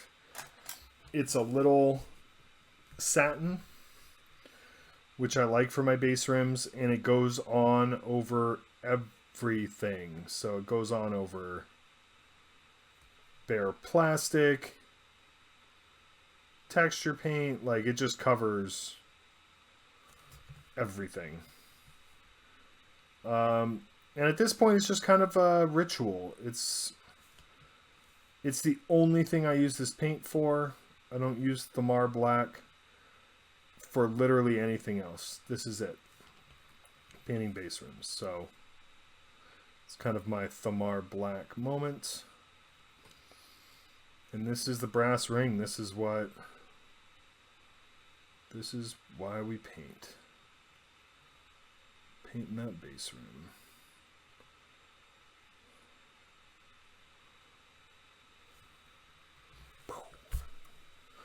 Emperor's Champion, looking fierce. Fierce. That's a good looking model right there.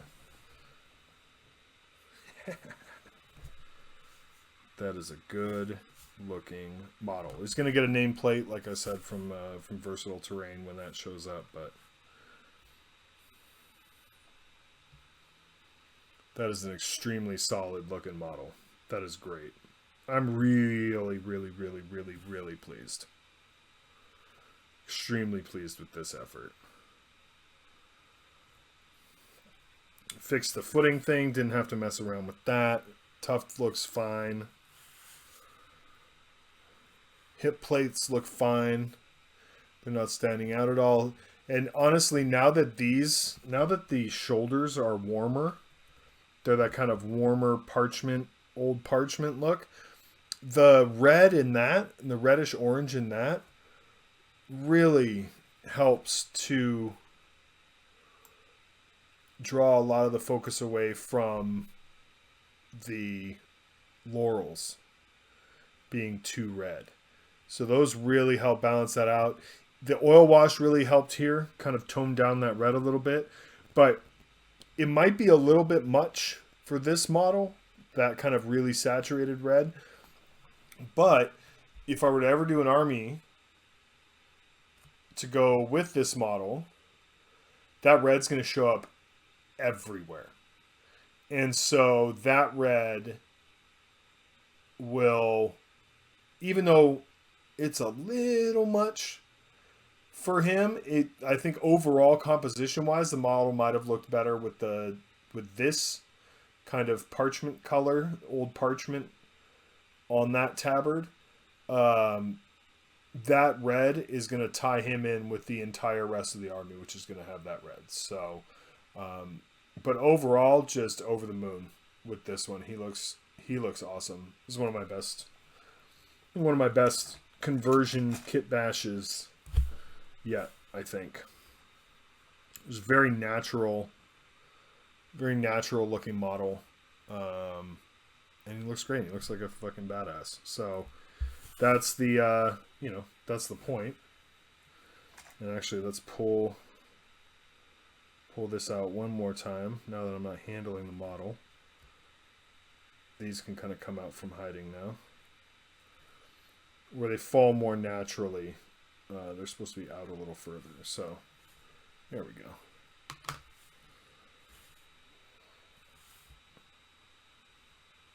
Actually, that can... Ha! He looks great. So thank you so much for following along. Thank you for your support. I hope you enjoyed the tutorial series. This was a fun one. Not too long. Not overly complicated, really. I mean, the oil washes, oil filters on the shoulders and stuff, that's always a little bit tricky, but there's nothing revolutionary. It's just a good, solid, super solid paint job with some super solid paint job with some tried and true techniques and approaches. So oh man, this is all right. There you go. Feels good. So again, thank you for your support. I hope you enjoyed the tutorial. If you're painting Black Templars, I hope you're enjoying it. Maybe one day I will add some at some point. Don't hold your breath. I have plenty of projects. So thank you again. Be well, paint happy, and never, ever, ever, ever seek out Sigismund for a duel. Ever. It never ends well. Be well. See you soon.